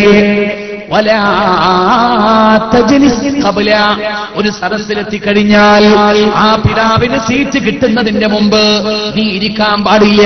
പിതാവ് ഇരുന്നു എന്ന് ഉറപ്പാക്കിയതിന്റെ ശേഷമേ നീ ഇരിക്കാൻ പാടുള്ളൂ. പരിശുദ്ധ റസൂലിന്റെ രണ്ടാമത്തെ ഉപദേശമാണ് സ്വല്ലല്ലാഹു അലൈഹി വസല്ലമ. മാത്രമല്ല, വലാ തദൂഹു ബിഇസ്മി, ആ പിതാവിനെ പേര് ചൊല്ലിയിട്ട് നീ വിളിക്കാൻ പാടില്ല. ഇത് ആധുനിക ലോകത്തിന് വ്യക്തമായി പറഞ്ഞു കൊടുക്കേണ്ട ഉപദേശമാണ്. ഇന്ന് പല സിനിമകളും സീരിയലുകളും സ്മാർട്ട് ആയിട്ടുള്ള ചില പയ്യന്മാരെ, ചില കുട്ടികളെ അവതരിപ്പിക്കാറുണ്ട്. എന്താണ് അവരുടെ സ്വഭാവം? അവരുടെ പിതാവിന്റെ മുഖത്ത് നോക്കി പോടാ എന്ന് പറഞ്ഞാൽ സ്മാർട്ടായിട്ടുള്ള പയ്യനാണ്. അതാണ് സിനിമകൾ നമ്മുടെ സമൂഹത്തിന് കൊടുക്കുന്ന ഒരു സന്ദേശം. സ്മാർട്ട് ആകണമെങ്കിൽ സ്വന്തം വാപ്പാനെ മുഖത്ത് നോക്കിയിട്ട് പോടാ എന്ന് പറയണം. ഉമ്മാന്റെ മുഖത്ത് നോക്കിയിട്ട് പോടി എന്ന് പറയുമ്പോഴേ സ്മാർട്ട്നെസ് കൈവരൂ എന്നൊരു ചിന്ത പല സിനിമകളിലൂടെയും നമ്മുടെ സമൂഹത്തിന് കൈമാറ്റം ചെയ്യപ്പെട്ടുകൊണ്ടിരിക്കുന്ന ഒരു കാലമാണ്. നമ്മൾ തിരിച്ചറിഞ്ഞ് ബദലായിട്ടുള്ള പാഠങ്ങൾ കൊടുത്തേ മതിയാവും. പഴയ കാലത്ത് ഡാഡിയും മമ്മിയും രണ്ടായിരുന്നു. ഇപ്പൊ ഡാഡി മാത്രമേ ഉള്ളൂ. ഒരാളെ ഡാ എന്നും വിളിക്കുക, ഒരാളെ ഡി എന്ന് മാത്രം വിളിക്കുക. ചുരുക്കപ്പേരാകുമ്പോ നല്ല സന്തോഷമാണല്ലോ. പാടില്ല. റസൂലുള്ള പറഞ്ഞു ഫലാ തദ്ഉഹു ബിസ്മി. പിതാവാണെങ്കിൽ ആ പിതാവിന്റെ പേര് ചൊല്ലി വിളിക്കാൻ പാടില്ല. വലാ തസ്തസിബ് ലഹു. നീ കാരണം ആ പിതാവിനെ മറ്റൊരാൾ ആക്ഷേപിക്കുന്ന അവസ്ഥ പോലും ഉണ്ടാവാൻ പാടില്ലെന്ന് മുഹമ്മദ് നബി സല്ലല്ലാഹു അലൈഹി വസല്ലമ. നമ്മൾ കള്ളുകുടിച്ചു നടക്കുന്നു, വേണ്ടാത്തരങ്ങളിൽ മുഴുകി ജീവിക്കുന്നു. എന്നാൽ നാട്ടുകാർ ആദ്യം വിളിക്കുന്നത് നമ്മുടെ മാതാപിതാക്കളെയാണ്. ഇതാരുടെ മകനാണ് എന്നാണ് നാട്ടുകാരുടെ ആദ്യത്തെ ചോദ്യം. ഇത് ഇന്നാലിനാളെ മകനാണ്. നമ്മളെ കള്ളുകുടിക്കുമ്പോൾ നമുക്ക് മാത്രമല്ല അതിന്റെ ദോഷമുള്ളത്, നമ്മുടെ മാതാപിതാക്കൾക്ക് ചീത്തപ്പേരാണ്. നമ്മുടെ മാതാപിതാക്കളെ ആളുകൾ നിസ്സാരമാക്കാൻ, നമ്മുടെ മാതാപിതാക്കളെ ആളുകൾ പുച്ഛിച്ചു തള്ളാൻ, നമ്മൾ ചെയ്യുന്ന ചെറിയ തെറ്റുകൾ പോലും കാരണമാ, നമ്മൾ കാണിക്കുന്ന പെരുമാറ്റ വൈകൃതങ്ങൾ കാരണമാ. അല്ലാഹുവിന്റെ റസൂൽ പറയുകയാണ് സല്ലല്ലാഹു അലൈഹി വസല്ലമ വലാ തസ്തസിബ് ലഹു. ഈ കാരണം നിന്റെ പിതാവിനെ ആളുകൾ ആക്ഷേപിക്കുന്ന അവസ്ഥ പോലും ഉണ്ടാകാൻ പാടുള്ളതല്ല. അല്ലാഹു നമ്മെ അനുഗ്രഹിക്കുമാറാവട്ടെ. ഇതൊക്കെ മാതാപിതാക്കളോട് അവരുടെ കൺമുന്നിൽ വെച്ച് പാലിക്കേണ്ട മര്യാദകളാ. ഖുർആൻ തുടരുന്നു വഖുർ റബ്ബിർഹംഹുമാ കമാ റബ്ബയാനി സഗീറാ. മാതാപിതാക്കൾ കൺമുന്നിൽ ഉണ്ടായാലും ഇല്ലെങ്കിലും അവർ ജീവിച്ചിരുന്നാലും മരിച്ചുപോയാലും ഒരേപോലെ ബാധ്യതയുള്ള വിഷയമാണ് അവർക്ക് വേണ്ടി ദുആ നടത്തുക എന്നുള്ളത്. റബ്ബിർഹംഹുമാ കമാ റബ്ബയാനി സഗീറാ. ദുആ എല്ലാവർക്കും പരിചയമുള്ള ദുആയാണ്. പക്ഷേ അതെപ്പോഴാണ് ദുആ ചെയ്യേണ്ടത്? സൂറത്തുൽ ലുഖ്മാനിലൂടെ അല്ലാഹു തആല പഠിപ്പിച്ചു തന്നു. അള്ളാഹുവിനോടുള്ള ബാധ്യതകൾ പറയുമ്പോഴാണല്ലോ മാതാപിതാക്കളോടുള്ള ബാധ്യത പറഞ്ഞത്. അള്ളാഹുവിനെ സ്തുതിക്കാൻ പറയുമ്പോഴാണ് മാതാപിതാക്കളോടും നന്ദി ചെയ്യാൻ അള്ളാഹു കൽപ്പിക്കുന്നത്. സൂറത്തുൽ ലുഖ്മാൻ അനിഷ്കുർലി അള്ളാഹു പറയുകയാണ്, അള്ളാഹുവായ എന്നോട് നിങ്ങൾ നന്ദി കാണിക്കുക. അള്ളാഹുവിനോട് എപ്പോഴാ നന്ദി പറയേണ്ടത്? ഏത് സമയത്തും നന്ദി പറയാം. ഏത് സമയത്തും നമുക്ക് അൽഹംദുലില്ലാഹ് അള്ളാഹുവിനോട് നന്ദി പറയാം. ചില പ്രത്യേകമായ സമയങ്ങളിൽ സുന്നത്തുണ്ട്. ഭക്ഷണം കഴിച്ചു കഴിഞ്ഞു അൽഹംദുലില്ലാഹ്, ബാത്റൂമിൽ നിന്ന് പുറത്തു വന്നു അൽഹംദുലില്ലാഹ്, വാഹനത്തിൽ കയറിയിരുന്നു അൽഹംദുലില്ലാഹ്, ഒരു സന്തോഷത്തിന്റെ അവസ്ഥയുണ്ടായി അൽഹംദുലില്ലാഹ്, ഒക്കെ സുന്നത്തുള്ള വിഷയമാണ്. എന്നാൽ അടിസ്ഥാനപരമായ പടച്ചറപ്പിനെ സ്തുതിക്കൽ അനിവാര്യമായ ഒരു ഘട്ടമുണ്ട്. ഏതാണ് ആ ഘട്ടം? ഓരോ ദിവസവും 5 നേരം അള്ളാഹുവിന് വേണ്ടി നിസ്കരിക്കാൻ വേണ്ടി നിൽക്കുമ്പോ ലാ സ്വലാത്ത് ലിമൻ ലം യഖറഅ ബിഫാത്തിഹത്തുൽ കിതാബ് അൽഹംദുലില്ലാഹി റബ്ബിൽ ആലമീൻ എന്ന മർമ്മസ്ഥാനത്ത് വരുന്ന സൂറത്തുൽ ഫാത്തിഹ. ആ സൂറത്തുൽ ഫാത്തിഹ ഓതാതെ നിസ്കാരമില്ലാതെ മുഅ്മിനായി ജീവിക്കാനും നമുക്ക് സാധ്യമല്ല. അള്ളാഹുവിനെ എപ്പോഴും സ്തുതിക്കാം. ചില പ്രത്യേക ഘട്ടങ്ങളിൽ അത് സുന്നത്താണ്. എന്നാൽ അനിവാര്യമായും അള്ളാഹുവിനെ സ്തുതിക്കേണ്ടത് 5 നേരത്തെ നിസ്കാരത്തിന്റെ സമയങ്ങളിലാണ്. ഇതേ ബാധ്യതയോട് ചേർത്ത് അല്ലാഹു തആല പറയുകയാണ് വലിവാലിദൈക, ഇതുപോലെ നിന്റെ മാതാപിതാക്കളോടും നന്ദി പറയണമേ. ഏത് സമയത്തും മാതാപിതാക്കളോട് നന്ദിയാവാം. ചില പ്രത്യേക സമയങ്ങളിൽ അത് പ്രത്യേക സുന്നത്തുമാണ്. എന്നാൽ അനിവാര്യമായും ഓരോ ദിവസം കടന്നു പോകുന്നതിന്റെ മുമ്പ് മാതാപിതാക്കൾക്ക് വേണ്ടി ദുആ ചെയ്യേണ്ടത് എപ്പോഴാണെന്നറിയുമോ? ബഅദ സ്വലവാത്ത്, الخمس المفروضة. 5 നേരത്തെ നിസ്കാരം കഴിഞ്ഞിരുന്ന് ദുആ ചെയ്യുമ്പോഴാണെന്ന് സുഫിയാൻ ഇബ്നു ഉയൈന റളിയല്ലാഹു തആല അൻഹു പറയുകയാണ്, ഒരു മനുഷ്യൻ 24 മണിക്കൂറിനുള്ളിൽ നിർബന്ധമായും അവന്റെ മാതാപിതാക്കളെ ഓർത്തിരിക്കേണ്ടത് 5 നേരമാണ്. അത് 5 നേരത്തെ നിസ്കാരം കഴിഞ്ഞിരിക്കുന്ന ദുആയുടെ സമയത്താ. നിസ്കാരം കഴിഞ്ഞ് ഓടാൻ പാടില്ല. നിസ്കാരം കഴിഞ്ഞിരുന്ന് ചൊല്ലേണ്ടതായ ദിക്റുകൾ, സൂറത്തുകൾ, സ്വലാത്തുകൾ ഒക്കെ ചൊല്ലണം. അത് കഴിഞ്ഞിട്ടൊരു ദുആ, ആ ദുആയിൽ മറക്കാതെ റബ്ബിർഹംഹുമാ കമാ റബ്ബയാനി സഗീറാ, അല്ലാഹുവേ കുഞ്ഞുനാളിൽ എന്നെ പോറ്റിയതിന് പകരമായി എന്റെ മാതാപിതാക്കൾക്ക് കരുണ കാണിക്കണമേ, കരുണ വർഷിക്കണമേ അല്ലാ എന്ന് ദുആ ചെയ്യണമെന്ന് പരിശുദ്ധ ഖുർആൻ. അത് അല്ലാഹുവിന്റെ കൽപ്പനയാണ്. 5 നേരത്തെ നിസ്കാരവും അതിനുശേഷം 5 നേരവും മാതാപിതാക്കൾക്ക് വേണ്ടി ദുആയും നമ്മുടെ ജീവിതത്തിലുണ്ടെങ്കിൽ ജീവിതം സമ്പൂർണമായും വിജയിക്കുമെന്നാണ് സ്വഹാബികൾ പറയുക. മുതിർന്ന സ്വഹാബത്തിനോട് ഇളം തലമുറയിലെ കുട്ടികളായ സ്വഹാബികൾ വന്നുകൊണ്ട് പരാതി പറയുകയാ, ഞങ്ങളുടെ ജീവിതത്തിൽ എന്തിന്റെയോ ഒരു കുറവുള്ളതുപോലെ തോന്നും. നമുക്ക് തോന്നാറുണ്ടല്ലോ, ചില ആളുകളുടെ വിദ്യാഭ്യാസം തന്നെ എവിടെയും എത്തൂല, പഠിപ്പ് പൂർണ്ണാവൂല, പാതി വഴിയിൽ ഉപേക്ഷിക്കും. ചില ആളുകൾക്ക് വിദ്യാഭ്യാസമൊക്കെ ഓക്കെയാണ്, പക്ഷെ എത്ര പഠിച്ചാലും നല്ലൊരു ജോലി കിട്ടുന്നില്ല. ചില ആളുകൾക്ക് നല്ല വിദ്യാഭ്യാസമുണ്ട്, അതിനനുസരിച്ച് അല്ലെങ്കിൽ അതിനേക്കാൾ അനുയോഗ്യമായിട്ടുള്ള ജോലി കിട്ടിയിട്ടുണ്ട്, പക്ഷേ വിവാഹം ചെയ്ത് നോക്കുമ്പോ കുടുംബത്തിൽ സമാധാനമില്ല. ഭാര്യ പറയുന്നത് ഭർത്താവ് കേൾക്കുന്നില്ല, ഭർത്താവ് പറയുന്നത് ഭാര്യയും കേൾക്കുന്നില്ല. പക്ഷേ ഭാര്യയും ഭർത്താവും തമ്മിൽ പറയുന്ന നാട്ടുകാരെ മുഴുവനും കേൾക്കുന്നുണ്ട്. കുടുംബത്തിലെ കലഹം, കുടുംബത്തിലെ കലാപങ്ങൾ, ഇങ്ങനെ ഒരുപാട് പ്രശ്നങ്ങൾ നമ്മുടെ നാടുകളിലുണ്ട്. ചില ആളുകൾക്ക് നല്ല വിദ്യാഭ്യാസം, നല്ല ജോലി, നല്ല കുടുംബ ജീവിതം, പക്ഷേ നാട്ടുകാർക്കിടയിൽ ഒരു സൽകീർത്തിയില്ല.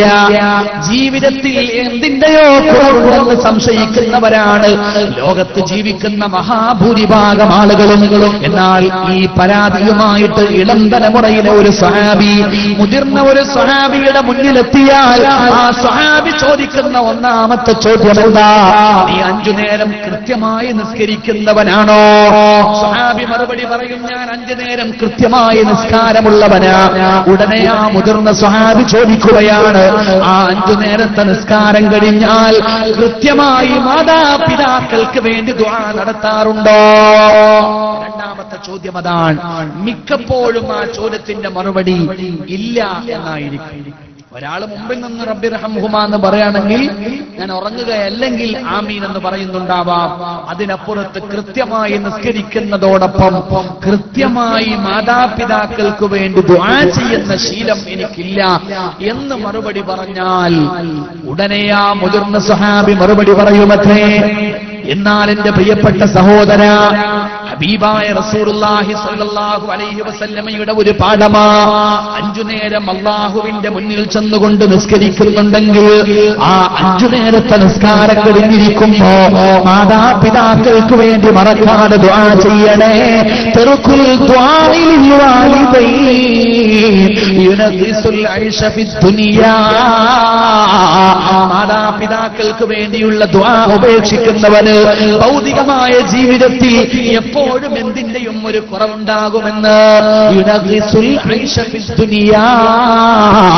ഭൗതികമായ ലോകത്ത് എപ്പോഴും എന്തിന്റെയും ഒരു കുറവുണ്ടാവും.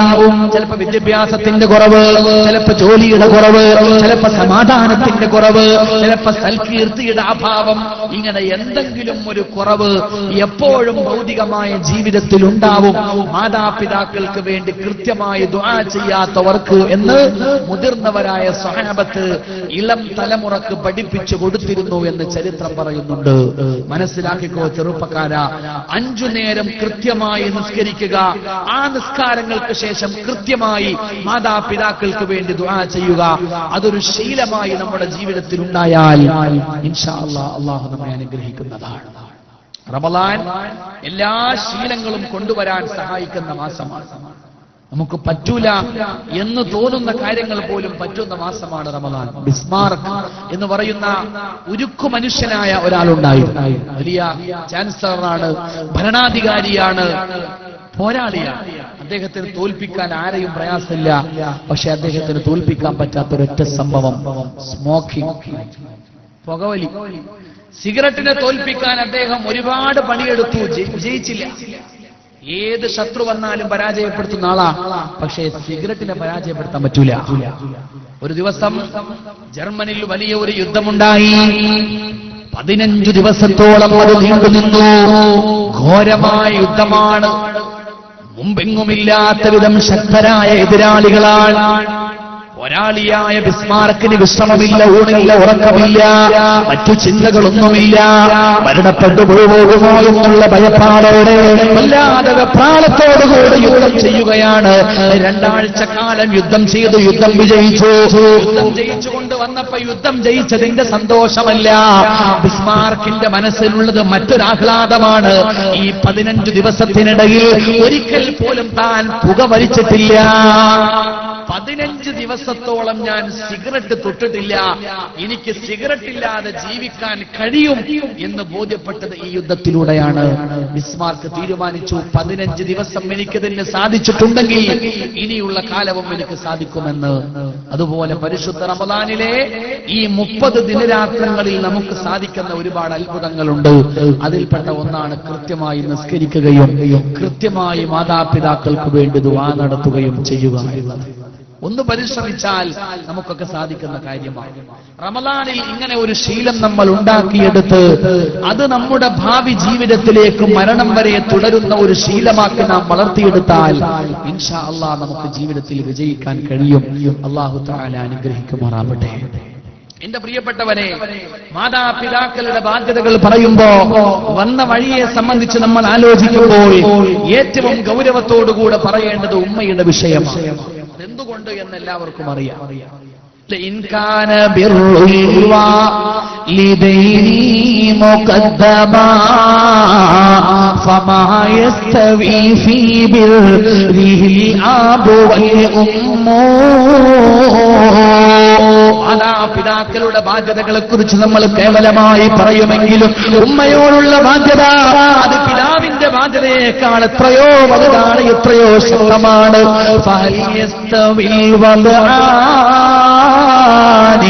وضع مشقتي ووضع التزام ذاك برء وذا سقم.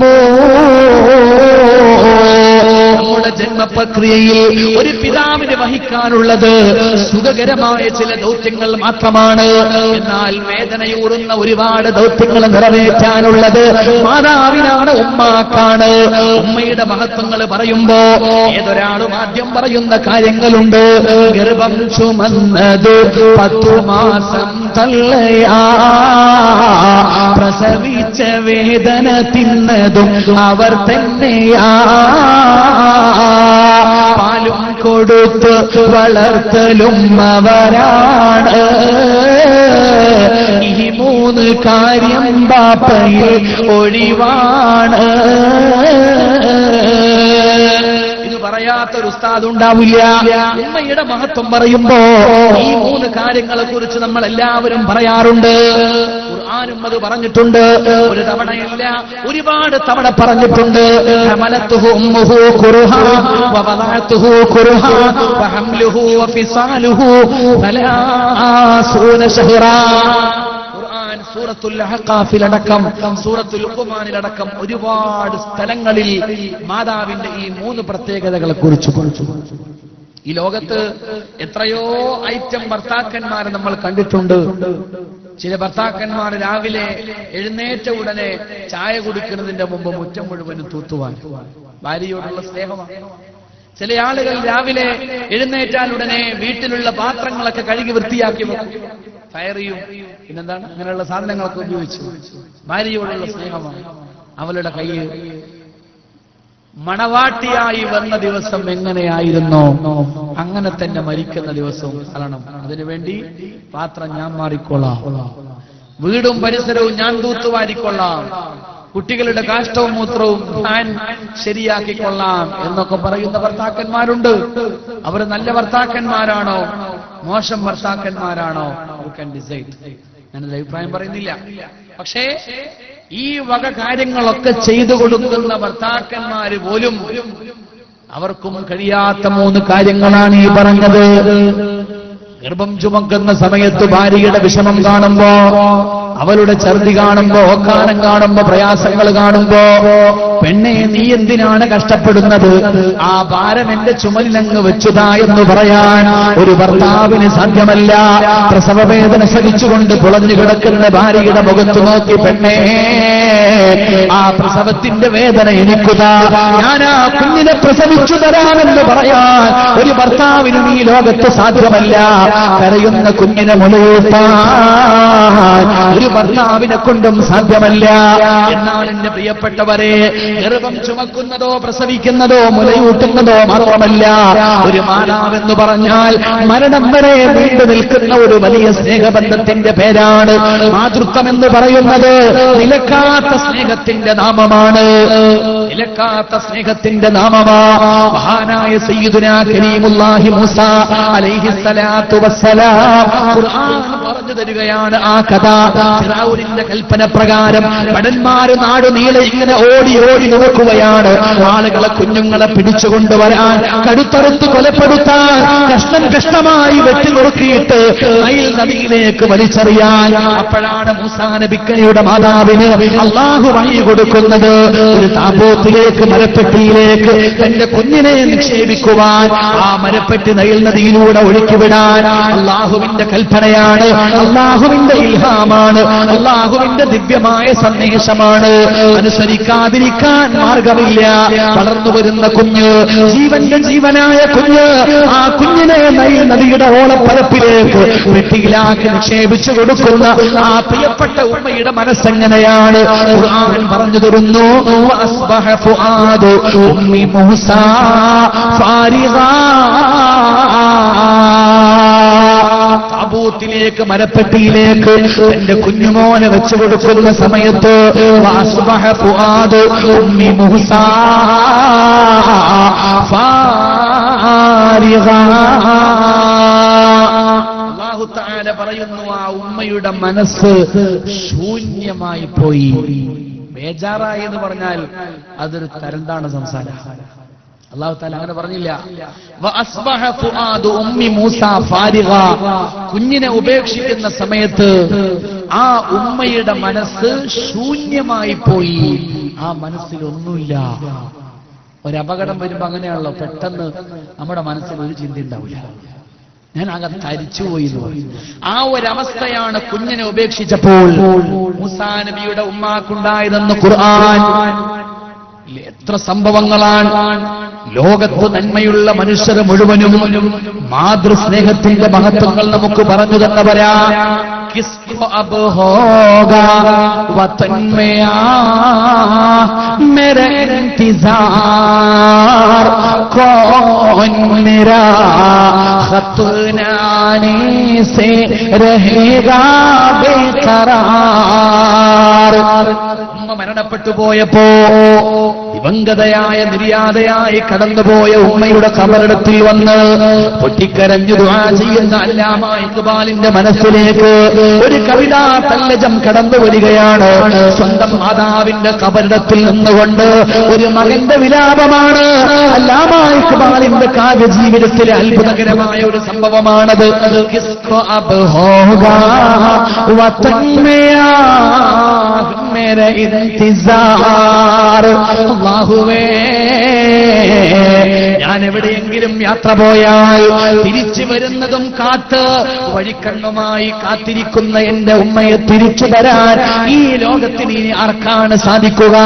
ഒരു നിമിഷം ഞാൻ വരാൻ വൈകിപ്പോയാൽ എന്നെ ഓർത്തുകൊണ്ട് കണ്ണീർ പിടിക്കുന്ന ഉമ്മ ലോകത്ത് ബുദ്ധിയുള്ള മുഴുവൻ മനുഷ്യരും മാതൃസ്നേഹത്തിന്റെ മാധുര്യത്തെ സംബന്ധിച്ച് പാടിയവരും പറഞ്ഞവരുമാണെന്ന് ചരിത്രം പരിശോധിച്ചാൽ നമുക്ക് മനസ്സിലാക്കാൻ കഴിയുന്ന ഒരു സംഭവമാണ്. നമ്മുടെയൊക്കെ ഉമ്മമാരെ കുറിച്ച് ഒരുപാട് ഓർമ്മകളും ഒരുപാട് സ്മരണകളും നമ്മുടെ മനസ്സിലുണ്ട്. നമ്മൾ പലപ്പോഴും അത് ഓർക്കാത്തത് നമ്മൾ അവരെ നിത്യവും കാണുന്നതുമാണ്. ഉമ്മമാര് മരിച്ചുപോയാൽ ഉമ്മമാരുടെ നഷ്ടം നമ്മൾ അനുഭവിക്കുമ്പോഴാണ്, നികത്താനാവാത്ത ആ നഷ്ടത്തിന്റെ വേദനയിൽ നീറിയിട്ട് കഴിയുമ്പോഴാണ് എന്റെ ഉമ്മ ഇങ്ങനെ ആയിരുന്നല്ലോ എന്ന് നമ്മൾ ചിന്തിക്കുന്നത്.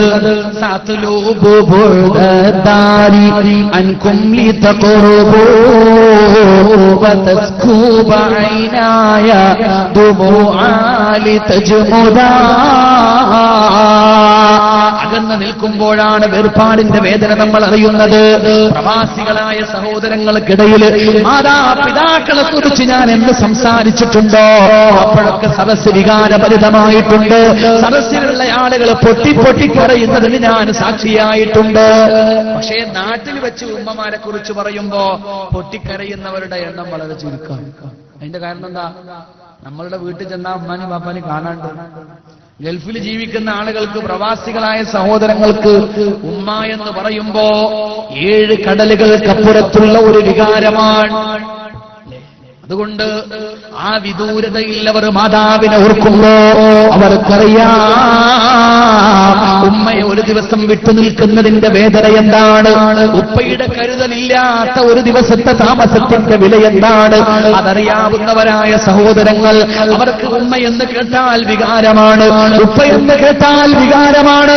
മനസ്സ് വല്ലാതെ വികാരഭരിതമാവുകയാണ്, പിടയുകയാണ്, കണ്ണ് നനയുകയാണ്, കവിൽ തടങ്ങളിലൂടെ കണ്ണുനീർ മുത്തുകൾ ഒഴുകുകയാണ്. നമുക്ക് പക്ഷേ നമ്മുടെ തൊട്ടപ്പുറത്ത് ഉമ്മയുണ്ട്, ഉപ്പയുണ്ട്. വീട്ടിൽ ചെന്നാൽ അവരുടെ വാക്കുകളും വർത്തമാനങ്ങളും കേൾക്കാൻ കഴിയുന്നുണ്ട്. അതുകൊണ്ട് മാതാപിതാക്കളെ കുറിച്ച് പറയുമ്പോൾ പ്രത്യേകമായ ഒരു വികാര വായ്പകൾ നമുക്കുണ്ടാവുന്നില്ല. കണ്ടുപോയാലല്ലേ കണ്ണിന്റെ വിലയറിയൂ. അതൊരു സത്യമാണ്. അതുകൊണ്ടാണ് ഗൾഫിൽ പോയി മാതാപിതാക്കളെ കുറിച്ച് പറയുമ്പോൾ ഉണ്ടാകുന്ന വികാര വായ്പകൾ ഇവിടെ ഈ നാട്ടിലിരുന്നു കൊണ്ട് പറയുമ്പോൾ ഉണ്ടാവാത്തത് എന്ന് ഞാൻ മനസ്സിലാക്കട്ടെ.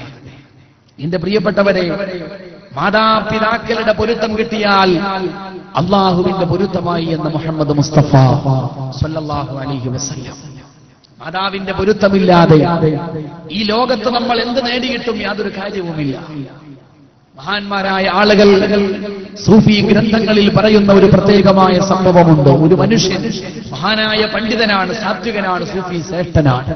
അദ്ദേഹത്തിന് ഒരുപാട് കാലത്തെ ആഗ്രഹം അള്ളാഹുവിന്റെ വിശുദ്ധമായ ഭവനമായ കഅബ കാണണം, അനുഗ്രഹീതമായ കഅബയുടെ കില്ല് പിടിച്ചുകൊണ്ട് പൊട്ടിക്കരഞ്ഞ് ദുആ ചെയ്യണം, നിർബന്ധമായ ഹജ്ജ് നിർവഹിക്കണം. വല്ലാത്ത ഒരു മോഹമായി, ദാഹമായി മനസ്സിലെ ആഗ്രഹം ഇങ്ങനെ വളരുകയാണ്. വല്ലാത്ത ആഗ്രഹം വളർന്നു, അവസരങ്ങൾ സംജാതമായി. ഹജ്ജിന് പോകാനുള്ള അവസരം സംജാതമായപ്പോ വീട്ടിൽ കഴിയുന്ന മാതാവിന്റെ അടുത്ത് വന്നുകൊണ്ട് പറയുകയാണ്, ഉമ്മ, ജീവിതത്തിൽ നിർബന്ധമായ ഹജ്ജ് ചെയ്യാൻ എനിക്കിതാ അവസരം വന്നു ചേർന്നിരിക്കുകയാണ്. അതുകൊണ്ട് നിങ്ങൾ എനിക്ക് അനുവാദം നൽകണേ. ആ പാവപ്പെട്ട രോഗിണിയായ ഉമ്മ പറയുന്നു, മോനെ, പോകുന്നതിൽ സന്തോഷമാണ്, പക്ഷേ നീ എന്നെയും കൂടെ കൊണ്ടുപോയാൽ വിരോധമില്ല. എന്നെ ഇവിടെ ഒറ്റക്കിട്ടുകൊണ്ട് കടന്നുപോയാൽ എനിക്കെന്തെങ്കിലും സംഭവിച്ചാൽ ഞാൻ ആരോടാണെന്ന് പരാതി പറയുക? ആരാണ് എന്നെ ശുശ്രൂഷിക്കുക? ആരാണ് എന്റെ അവസാന ക്രിയകൾ ചെയ്യാനുണ്ടാവുക? അതുകൊണ്ട് മോനെ, നീ ഒറ്റക്ക് പോകുന്നത് എനിക്ക് ഇഷ്ടമില്ല. മാതാവ് തന്റെ നയം വിശദീകരിച്ചു. മകൻ പറഞ്ഞു, ഉമ്മ, ഇത് നിർബന്ധമായ ഹജ്ജിന്റെ കേസാണ്. അല്ലാഹു തആലയുടെ വിളി, ഇബ്രാഹിം നബിയുടെ വിളി, അത് വരുന്ന സമയത്തല്ലേ നമുക്ക് പോകാൻ പറ്റൂ. അവസരങ്ങൾ ഉപയോഗപ്പെടുത്താതിരുന്നാൽ വീണ്ടും ആ വിളി വന്നില്ലെങ്കിലോ? ഹജ്ജിന് അങ്ങനെയാണല്ലോ, സമ്പത്തുണ്ടായിട്ടോ വേറെ എന്തെങ്കിലും സംഭവങ്ങൾ ഉണ്ടായിട്ടോ കാര്യമില്ല, അതിനൊരു പ്രത്യേകമായ വിളി തന്നെ വരും. ചില ആളുകളൊക്കെ ഹജ്ജിന് പോകാൻ മടിയുള്ളവരും പറയുന്ന വാക്കാ, ഇബ്രാഹിം നബിന്റെ വിളി വന്നിട്ടില്ല, പിന്നെ ഞങ്ങൾ എങ്ങനെ പോവാൻ? വെറുതെ വരുന്നില്ല, കുറച്ച് നമ്മൾ ആഗ്രഹിച്ചാലേ വിളി വരുള്ളൂ. ഈ പണ്ഡിതൻ പറഞ്ഞു, ഉമ്മ, ഇത് എനിക്ക് വിളി വന്നിട്ടുള്ള സമയമാണ്, ഹജ്ജിന് പോകേണ്ട സമയമാണ്, അതുകൊണ്ട് നിങ്ങൾ സമ്മതിക്കാതെ തരമില്ല. മാത്രമല്ല, നിർബന്ധമായ ഹജ്ജാണ് ആദ്യത്തെ ഹജ്ജ്. സുന്നത്തായ ഹജ്ജാണെങ്കിൽ നിങ്ങളെടുക്ക് വേണ്ടി ഞാനത് ഉപേക്ഷിക്കുമായിരുന്നു. ഉമ്മ പറഞ്ഞു, പറ്റില്ല, എന്നെ ഒറ്റക്ക് വിട്ടുകൊണ്ടുപോയാൽ എനിക്കെന്തെങ്കിലും സംഭവിച്ചു പോയാൽ ആരുമില്ല ഇവിടെ പറയാൻ. മകൻ ന്യായം കണ്ടെത്തി. ഉമ്മാക്കിപ്പോൾ നിലവിൽ യാതൊരു കുഴപ്പവുമില്ലാത്ത ഉമ്മ എന്തിനാണ് ഭയപ്പെടുന്നത്? നിലവിൽ യാതൊരു രോഗവുമില്ലാതെ പരിപൂർണ ആരോഗ്യവതിയായി താമസിക്കുന്ന ഉമ്മ, നിങ്ങൾക്ക് വേണ്ടി ഞാൻ ദുആ നടത്തുന്നതാണ്, ഉത്തരം കിട്ടുന്ന സ്ഥലങ്ങളിൽ വെച്ച് പ്രാർത്ഥിക്കുന്നതാണ്. അതുകൊണ്ട് മടങ്ങി വരുന്ന സമയം വരെ നിങ്ങൾക്ക് യാതൊരു കുഴപ്പവും വരാൻ സാധ്യതയില്ല. അതുകൊണ്ട് സമ്മതം നൽകണേ ഉമ്മ. ഉമ്മ അപ്പോഴും വിടുന്ന പ്രശ്നമില്ല, മനസ്സില്ല, മനസ്സോടെ മാതാവിന്റെ സമ്മതത്തിന് കാത്തു നിൽക്കാതെ നിർബന്ധമായ ഹജ്ജാണല്ലോ, അവസരം കിട്ടിയാൽ ഉപയോഗപ്പെടുത്തണമല്ലോ, അല്ലാഹുവിന്റെ പൊരുത്തം തേടിയുള്ള യാത്രയല്ലോ എന്ന് ആലോചിച്ചുകൊണ്ട് ഈ മനുഷ്യൻ ഇറങ്ങി പുറപ്പെടുകയാ. ഒരുപാട് കാലങ്ങൾ സഞ്ചരിക്കുകയാ, യാതൊരു കുഴപ്പവുമില്ല. ഒട്ടകപ്പുറത്ത് ഒറ്റക്കാണ് യാത്ര. രാത്രി സമയമായി. മരുഭൂമിയുടെ മധ്യത്തിൽ ഒരു ഗ്രാമം കണ്ടു. ആ ഗ്രാമത്തിൽ ഒരു സത്രമുണ്ട്. അത് പഴയകാലത്തെ ഒരു സിസ്റ്റമാണ്, വഴിയാത്രക്കാർക്കുള്ള ഒരു സത്രമാണ്. ആ സത്രത്തിൽ കേടി വിശ്രമിക്കാനിരുന്നു. കിടന്നുറങ്ങുകയല്ല, ക്ഷീണമുണ്ടെങ്കിലും രാവിനെ പകലാക്കി ആരാധന ചെയ്യുകയാണ്. രാത്രിയിൽ നിന്നുകൊണ്ട് നിസ്കരിക്കുകയാണ്. ഹാജിയായി പോകുന്ന ദീർഘദൂര യാത്രക്കാരനായ സ്വാലിഹായ ഈ മനുഷ്യൻ രാത്രിയിൽ ആ ഗ്രാമത്തിൽ ഒരു അത്യാഹിതമുണ്ടായി. ഒരു പ്രഭുവിന്റെ വീട്ടിൽ വന്ന് കള്ളൻ വന്ന് ഒരുപാട് സാധനങ്ങൾ മോഷ്ടിച്ചു കൊണ്ടുപോയപ്പോ പട്ടാളക്കാർക്ക് പ്രതികളെ കണ്ടെത്തണം. വീട്ടുകാർക്കറിയില്ല ആരാണ് മോഷണം നടത്തിയത്. അവർ വെറുതെ പറഞ്ഞു, ആ കാണുന്ന സത്രത്തിന്റെ ഭാഗത്തേക്കാണ് കള്ളന്മാർ ഓടിപ്പോയത്. പ്രഭുവിന്റെ വീട്ടിലെ കേസാണ്. പ്രതിയെ കണ്ടെത്തിയിട്ടില്ലെങ്കിൽ പട്ടാളക്കാർക്ക് നാണക്കേട് മാത്രമല്ല, ജോലിക്കേട് കൂടിയാണ്. ജോലി പോയി. അതുകൊണ്ട് അവര് സത്രത്തിൽ നിന്നുകൊണ്ട് നിസ്കരിക്കുന്ന ഈ മനുഷ്യനെ പിടിച്ചുകൊണ്ടുവന്നു. വായങ്ങ് മൂടിക്കെട്ടുകയാണ്. എന്തു പറഞ്ഞാലും കേൾക്കാനുള്ള പരുവമല്ല. ഇയാളു തന്നെയാണ് മോഷണം നടത്തിയ കാട്ടുകള്ളനെന്ന് വിധി എഴുതിയിട്ട് ആ മനുഷ്യന് മേലെ മോഷണക്കുറ്റം ചുമത്തിയിട്ട് ശിക്ഷ നടപ്പാക്കുകയാണ്. 2 കണ്ണുകളും ചൂർന്നെടുക്കുകയാണ്, 2 കൈകളും ഛേദിക്കുകയാണ്, 2 കാലുകളും വെട്ടിമാറ്റപ്പെടുകയാണ്. എന്നിട്ട് നാട്ടുകാരുടെ മുമ്പിലൂടെ ഒരു കഴുതയുടെ പുറത്ത് തിരിച്ചിരുത്തിക്കൊണ്ട് സഞ്ചരിപ്പിച്ചു. അത് പഴയകാലത്തെ പ്രാകൃതമായ ഒരു മുറയാണ്. കഴുതയുടെ പുറത്ത് ഓപ്പോസിറ്റായി തിരിച്ചിരുത്തിയിട്ട് ജനങ്ങളുടെ മുമ്പാകെ നടത്തിയിട്ട് വിളിച്ചു പറഞ്ഞു, പട്ടാളക്കാര്, ഈ ഇരിക്കുന്ന മനുഷ്യനുണ്ടല്ലോ, കണ്ണുകൾ ചൂഴ്ന്നെടുക്കപ്പെട്ട്, കൈകൾ ഛേദിക്കപ്പെട്ട്, കാലുകൾ വെട്ടിമുറിക്കപ്പെട്ട്, നാണം കെട്ടുകൊണ്ട് കഴുതപ്പുറത്ത് തിരിഞ്ഞിരിക്കുന്ന മനുഷ്യനുണ്ടല്ലോ, ഇതാണ് നമ്മുടെ നാട്ടിൽ കളവ് നടത്തിയവന് കിട്ടുന്ന ശിക്ഷ.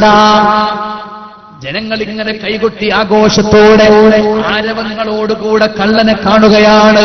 ആ സമയത്ത് കഴുതപ്പുറത്തിരിക്കുന്ന ഈ മനുഷ്യൻ പറഞ്ഞു, നാട്ടുകാരെ, ഈ മാരകമായ ശിക്ഷ അത് നിങ്ങളുടെ നാട്ടിൽ കളവ് നടത്തിയവന് കിട്ടുന്ന ശിക്ഷയല്ല, മറിച്ച് ആർക്കുള്ള ശിക്ഷയാണെന്നറിയുമോ?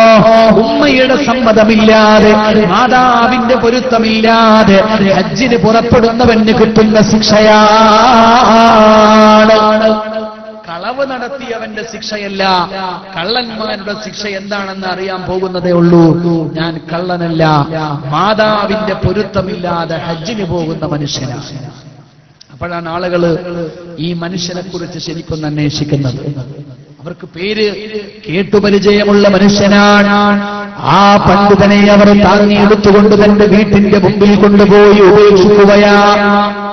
ആളുകൾ പിരിഞ്ഞുപോയ തക്കത്തിൽ ആ മനുഷ്യൻ വിളിച്ചു ചോദിച്ചു, ഉമ്മ വല്ലാതെ വിശക്കുകയാണ്, വല്ലതും തന്നുകൊണ്ട് സഹായിക്കുമോ?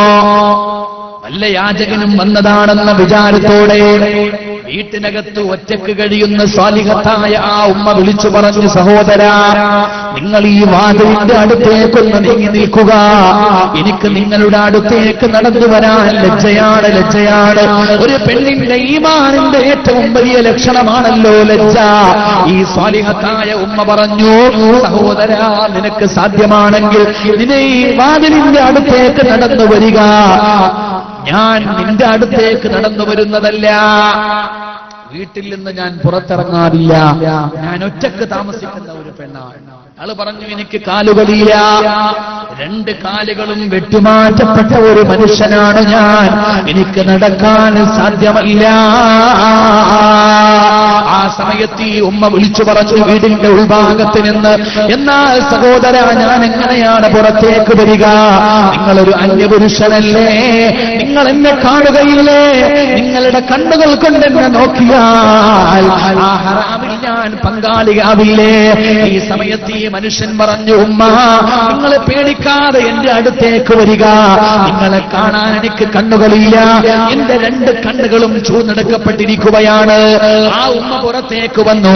പുറത്തേക്ക് വന്നുകൊണ്ട് ആളെ നോക്കാതെ വിളിച്ചു പറഞ്ഞു, സഹോദര, നിങ്ങളുടെ 2 കൈകളിൽ ഇങ്ങനെ ഉയർത്തിപ്പിടിക്കുക, എന്റെ സഹായം ഞാൻ നിങ്ങളുടെ കൈകളിലേക്ക് നിക്ഷേപിച്ചു തരാം. ആ സമയത്ത് കുട്ടി പറഞ്ഞു, ഈ മകൻ പറഞ്ഞു, എനിക്ക് 2 കൈകളുമില്ല, നിങ്ങളുടെ സഹായം സ്വീകരിക്കാൻ, നിങ്ങൾ നൽകാൻ ഉദ്ദേശിക്കുന്ന സഹായം എന്റെ വായിലേക്ക് വെച്ചു തന്നെങ്കിൽ മാത്രമേ എനിക്കത് സ്വീകരിക്കാൻ കഴിയൂ. ഈ പെണ്ണ് പറഞ്ഞു, മുഖത്ത് നോക്കാതെ പറഞ്ഞു, സാധ്യമല്ല. ഒരന്യപുരുഷനായ നിന്റെ വായിലേക്ക് എന്റെ കൈകൾ ഞാൻ എങ്ങനെയാ വെച്ചു തരിക? ആ സമയത്ത് ആ മകനാ ഉമ്മയുടെ കാൽക്കലങ്ങ് വീഴുകയാ. എന്നിട്ട് പറഞ്ഞു, ഉമ്മ,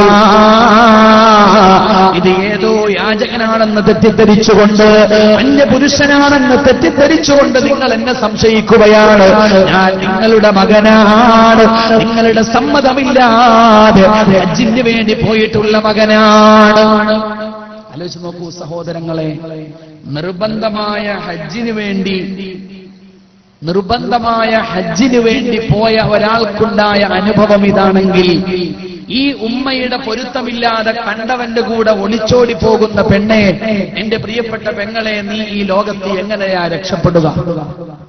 അള്ളാഹുവിനെ മാത്രം ഭയപ്പെട്ട് ജീവിച്ച സ്വാലിഹായ ഒരു മനുഷ്യൻ ജീവിതത്തിലെ നിർബന്ധമായ ഹജ്ജിന് വേണ്ടി പുറപ്പെട്ടപ്പോൾ മാതാവിന്റെ സമ്മതമില്ലാതെ പുറപ്പെട്ടതുകൊണ്ടുണ്ടായ ദുരനുഭവം ഇങ്ങനെയാ. 2 കണ്ണുകളും ചൂഴ്ന്നെടുക്കപ്പെട്ട്, 2 കൈകളും ഛേദിക്കപ്പെട്ട്, 2 കാലുകളും വെട്ടിമാറ്റപ്പെട്ട് ദാരുണമായ അവസ്ഥയിലേക്ക് വീട്ടിൽ തിരിച്ചു വരുന്നു. എന്നാൽ ഈ ഉമ്മയുടെ പൊരുത്തമില്ലാതെ കണ്ടവന്റെ കൂടെ ഒളിച്ചോടി പോകുന്ന പെങ്ങളെ, നീ എത്ര കാഞ്ചനമാലയുടെ കഥ കേട്ട് വളർന്നാലും പ്രശ്നമില്ല, ഈ ഉമ്മയുടെ പൊരുത്തമില്ലാതെ ഇറങ്ങിപ്പോയാൽ നമ്മെ കാത്തിരിക്കുന്നത് നരകീയമായ യാതനയാണ്. സഹോദരങ്ങളെ, ഇവിടെ SKSSFന്റെ ഓമശ്ശേരി മേഖലയുടെ കീഴിലാണ് ഈ പരിപാടി നടക്കുന്നത്. നമുക്കൊക്കെ അറിയാം, കഴിഞ്ഞ വർഷങ്ങളിലൊക്കെ വളരെ ആവേശത്തോടുകൂടെ വലിയ വലിയ സഹായങ്ങളൊക്കെ നമ്മൾ ഇതിന് ചെയ്തു കൊടുത്തു. ഒരുപാട് പാവങ്ങളെ സഹായിക്കാൻ കഴിഞ്ഞു. ആ ഒരു ഓർമ്മയുടെ ചാരിതാർത്ഥ്യത്തിലാണ് ഇന്നും ഇനിയുള്ള 4 ദിവസങ്ങളിലും ഇവിടെ ഈ പ്രഭാഷണം പരിശുദ്ധ റമദാനില് ഇത്രയും വിപുലമായ സംവിധാനങ്ങളോടുകൂടെ ഇവിടെ സംഘടിപ്പിച്ചിട്ടുള്ളത്. എല്ലാവരും കാര്യമായ സാമ്പത്തിക സഹായം നമ്മുടെ ഈ പരിപാടിക്ക് ചെയ്തു കൊടുക്കണം. അല്ലാഹു തആല അനുഗ്രഹിക്കുമാറാവട്ടെ. അല്ലാഹു നമ്മുടെ എല്ലാ വിഷയങ്ങളിലും ഖൈറും ബറക്കത്തും പ്രദാനം ചെയ്യുമാറാവട്ടെ. ആദ്യ ദിവസമായതുകൊണ്ട് വലിയ സംഖ്യയൊന്നും നിങ്ങൾ കരുതി വന്നിട്ടുണ്ടാവില്ല. ഇന്നും കഴിയുന്നവരുള്ളതൊക്കെ കൊടുക്കുക. ഇനിയുള്ള ദിവസങ്ങളിൽ കാര്യമായ സംഭാവനകൾ കൊടുക്കാൻ പരിശ്രമിക്കുക. ഈ പരിപാടി പൂർവോപരി വിജയപ്രദമാക്കി നമുക്ക് മാറ്റണം. ഒരുപാട് സാധുക്കൾക്ക് കൂടി ഇതിന്റെ സഹായം എത്തിക്കാൻ നമ്മളെ കൊണ്ട് സാധിക്കണം. അല്ലാഹു അനുഗ്രഹിക്കുമാറാവട്ടെ.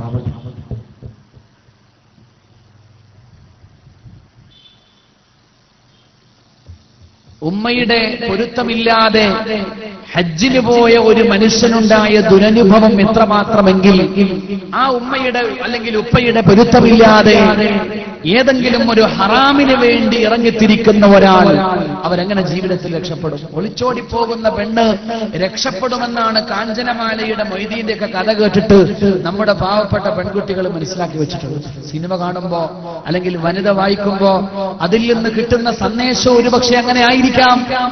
പക്ഷേ അപൂർവങ്ങളിൽ അപൂർവമായി സംഭവിക്കുന്ന ഇത്രയും പ്രേമത്തിന്റെ വിജയങ്ങളെ ആഘോഷിക്കുന്ന മാധ്യമങ്ങൾ കാണാതെ പോകുന്നത്, ആരും പറയാതെ പോകുന്ന ദാരുണമായ അവസ്ഥകൾ ഇത് ജീവിതത്തിന്റെ യാഥാർത്ഥ്യങ്ങളായി നമ്മുടെ മുമ്പിൽ നിറഞ്ഞു നിൽക്കുകയാ. ജീവിതത്തിൽ ഒരിക്കലും ഗുണം പിടിക്കാത്തൊരു വിഭാഗമുണ്ടെങ്കിൽ അത് മാതാപിതാക്കളുടെ പൊരുത്തമില്ലാതെ ജീവിക്കുന്നവരാ.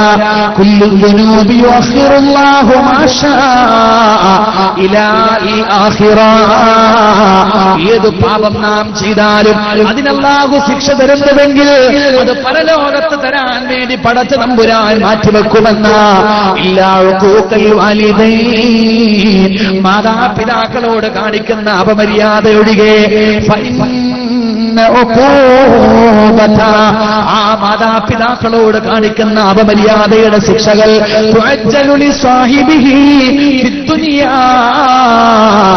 ദുനിയാവിൽ വെച്ചു തന്നെ ആ മനുഷ്യൻ അല്ലാഹു എത്തിച്ചു കൊടുക്കുമെന്ന് മുഹമ്മദ് മുസ്തഫ സല്ലല്ലാഹു അലൈഹി വസല്ലം. മാതാപിതാക്കളെ നമ്മൾ വെറുപ്പിച്ചാൽ, അവരുടെ മനസ്സ് നമ്മൾ വേദനിപ്പിച്ചാൽ അതിന്റെ ശിക്ഷ ദുനിയാവിൽ വെച്ചു തന്നെ കിട്ടും എന്ന് മുഹമ്മദ് മുസ്തഫ സല്ലല്ലാഹു അലൈഹി വസല്ലം. അത് പരലോകത്തേക്ക് പിന്തിക്കാത്ത ഒരു കാര്യമാണ്.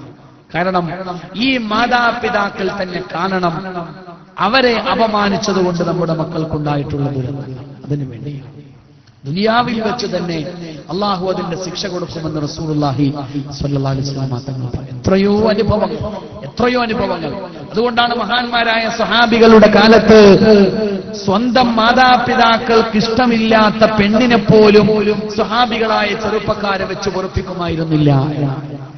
ഇസ്ലാമിക ശരീഅത്തില് ത്വലാഖ് ഏറ്റവും വെറുക്കപ്പെട്ട ഒരു സംഭവമാണ് അല്ലേ? അബ്ഗദുൽ ഹലാൽ, ഹലാലാക്കിയെങ്കിലും അല്ലാഹുവിന് ഏറ്റവും ദേഷ്യമുള്ള സംഭവമാണ് ത്വലാഖ്.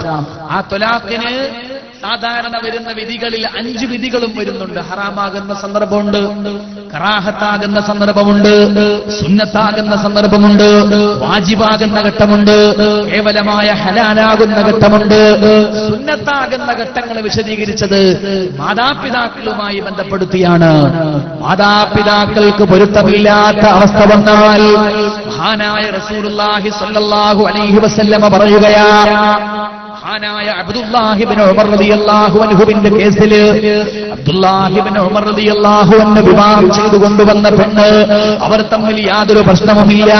ഭാര്യയും ഭർത്താവും ഇണക്കിളികളെ പോലെ പൊരുത്തത്തോടെ, സ്നേഹത്തോടെ, പരിപൂർണ്ണ സന്തോഷത്തോടെ, സമാധാനത്തോടെ ജീവിക്കുകയാ. പക്ഷേ പിതാവായ സയ്യിദുനാ ഉമർ ഇബ്നുൽ ഖത്താബ് റളിയല്ലാഹു തആല അൻഹുവിന് ഇഷ്ടമില്ല. ഈ പെണ്ണിന്റെ സ്വഭാവം ഇഷ്ടമില്ല, അവരുടെ നിലപാടുകൾ ഇഷ്ടമില്ല, അവരുടെ നടപടികൾ ഇഷ്ടമില്ല. റളിയല്ലാഹു അൻഹു തന്റെ ധീരസം മകനുമായി പങ്കുവച്ചു. അബ്ദുല്ലാഹി ഇബ്നു ഉമർ റളിയല്ലാഹു അൻഹുമായി അബ്ദുല്ലാഹി ഇബ്നു ഉമർ റളിയല്ലാഹു അൻഹുവിന് അല്ലാഹുവിന്റെ റസൂലാണ് ഏറ്റവും വലുത് സല്ലല്ലാഹു അലൈഹി വസല്ലം. പിതാവിന് അനിഷ്ടമുണ്ട്, എന്തു ചെയ്യണം എന്ന അഭിപ്രായം ചോദിച്ച് അല്ലാഹുവിന്റെ റസൂലിന്റെ മുമ്പിലെത്തി സല്ലല്ലാഹു അലൈഹി വസല്ലം. റസൂലുള്ളാഹിന്റെ മുമ്പിൽ ചെന്നപ്പോ അല്ലാഹുവിന്റെ റസൂൽ ചോദിച്ചു, പിതാവിന് ഇഷ്ടമില്ലാത്ത കേസാണോ? അബ്ദുല്ലാഹ് പറഞ്ഞു, അതെ യാ റസൂലല്ലാഹ്. സല്ലല്ലാഹു അലൈഹി വസല്ലം പറഞ്ഞു, തുല്ലിഖ്ഹാ തുല്ലിഖ്ഹാ. പിതാവിന് ഇഷ്ടമില്ലാത്ത ഭാര്യയാണോ? ത്വലാഖ് ചൊല്ലൂ മോനെ, ത്വലാഖ് ചൊല്ലൂ. റസൂലുള്ളാഹി സ്വല്ലല്ലാഹു അലൈഹി വസല്ലമ ത്വലാഖിനെ പ്രോത്സാഹിപ്പിക്കുന്ന പ്രവാചകനല്ല. ഹലാലാക്കിയ സന്ദർഭത്തിൽ പോലും അല്ലാഹുവിന്റെ ഏറ്റവും ദേഷ്യമുള്ള സംഭവമാണ് ത്വലാഖ് എന്ന് പഠിപ്പിച്ച നബിയാ. ത്വലാഖിലേക്ക് പെട്ടെന്ന് എടുത്തു ചാടില്ലേ?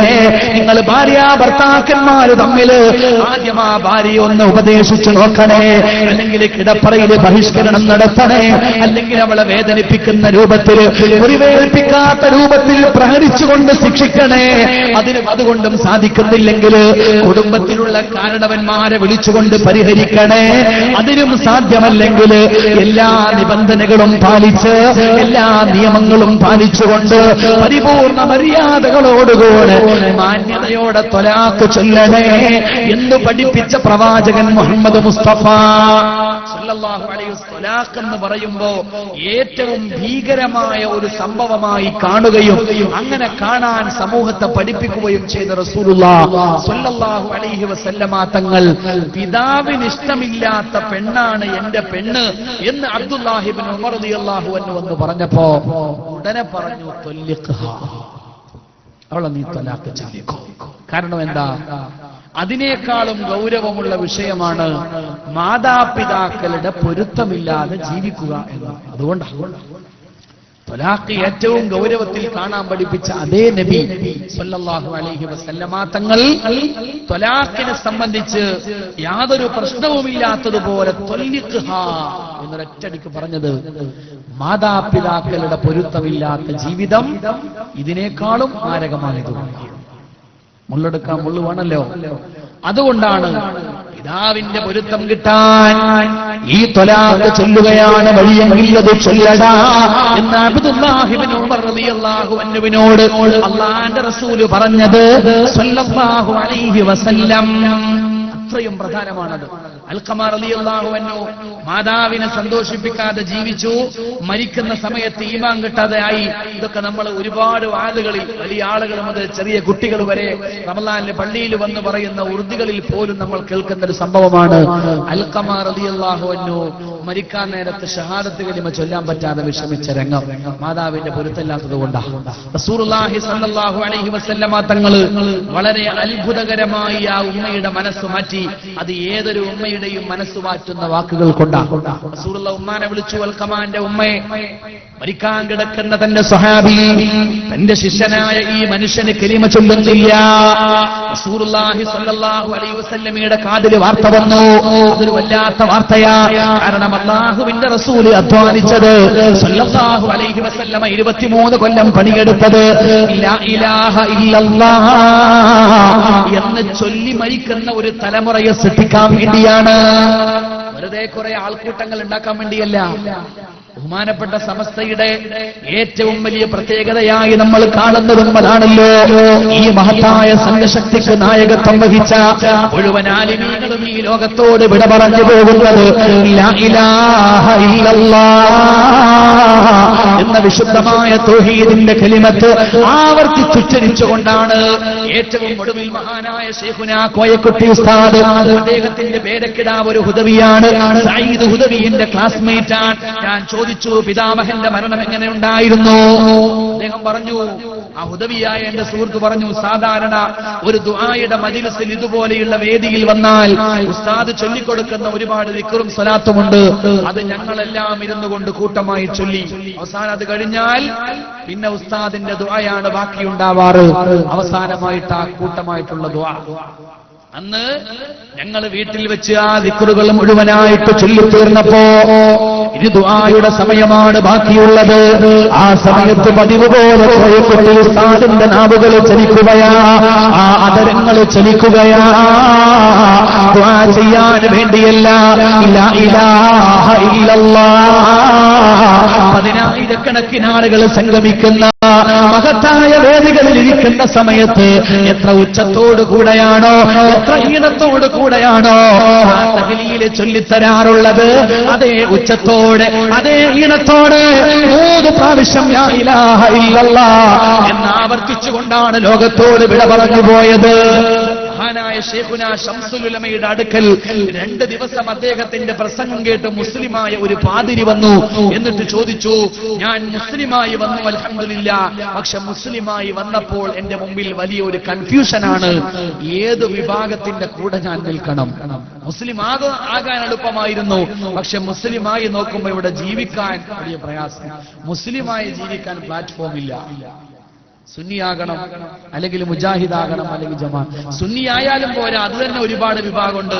ഏത് വിഭാഗത്തിൽ ഞാൻ പ്രവർത്തിക്കണം? അദ്ദേഹം ചോദിച്ചു. ഒരു തമാശയായിട്ട്, എന്നാൽ വളരെ ഗൗരവമുള്ള ഒരു വിഷയം. ശൈഖുനാ ശംസുൽ ഉലമ അദ്ദേഹത്തിന്റെ 2 ദിവസത്തെ ആത്മീയ പ്രഭാഷണം ഇടക്കരയിൽ വെച്ച് കേട്ടിട്ട് മുസ്ലിമായ ആളാണ്. ശംസുൽ ഉലമ പറയുകയാണ്, നീ സമസ്തയുടെ കൂടെ നിന്നാൽ മതി. കേൾക്കാനുള്ള മനസ്സാ മനുഷ്യനുണ്ട്. പക്ഷേ ശംസുൽ ഉലമ അത് പറഞ്ഞില്ല. ശംസുൽ ഉലമ ഖദ്ദസല്ലാഹു സിർറഹുൽ അസീസ് അവരോട് പറഞ്ഞു, നിങ്ങൾ ബുദ്ധിയുള്ള ആളാണ്, ഒരുപാട് പഠിച്ച ആളാണ്, വിവരമുള്ള ആളാണ്. അതുകൊണ്ട് നിങ്ങൾ ചിന്തിച്ചോ, നിങ്ങൾക്ക് ഞാൻ സമയം തരാം. നിങ്ങൾ കേരളത്തിലുള്ള മുഴുവൻ പ്രസ്ഥാനങ്ങളെയും അതിന്റെ നായകന്മാരെയും അവരുടെ ജീവിതത്തെയും മരണത്തെയും പഠിച്ച് നിങ്ങൾ ഉദ്ദേശിക്കുന്ന ഇസ്ലാം ആരുടെ കയ്യിലാണുള്ളത് അവരുടെ കൂടെ നിന്നോ.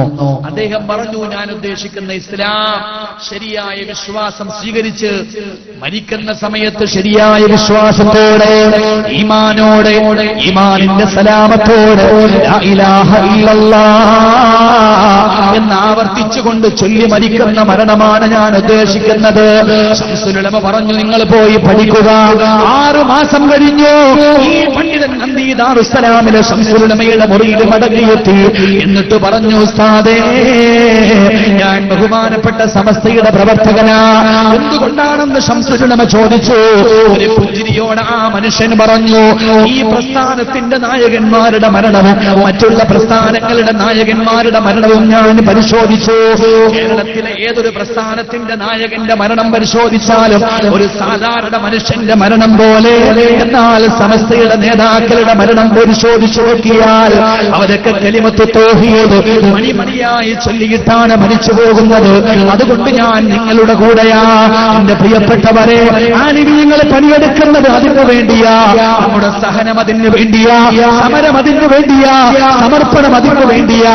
അല്ലാഹുവിന്റെ റസൂൽ സ്വല്ലല്ലാഹു അലൈഹി വസല്ലമ, ആ പ്രവാചകൻ 23 കൊല്ലം അധ്വാനിച്ചത് കലിമ ചൊല്ലി മരിക്കുന്ന ഒരു സമൂഹത്തിന്റെ നിർമ്മിതിക്ക് വേണ്ടിയാണ്.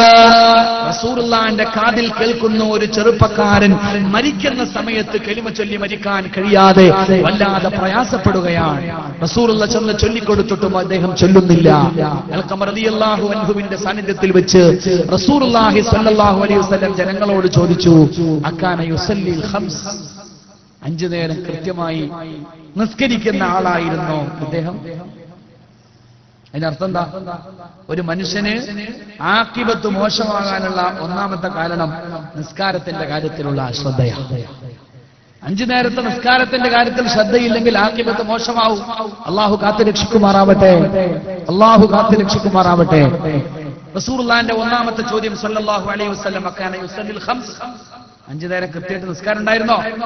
സ്വഹാബത്ത് പറഞ്ഞു, ഓക്കെ, 5 നേരം കൃത്യമായിട്ട് നിസ്കരിക്കുന്ന ആളാണ്.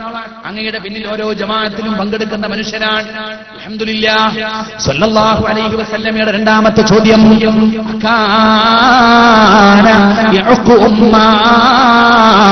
ഉമ്മയോട് പൊരുത്തക്കേടുള്ള മനുഷ്യനാണോ?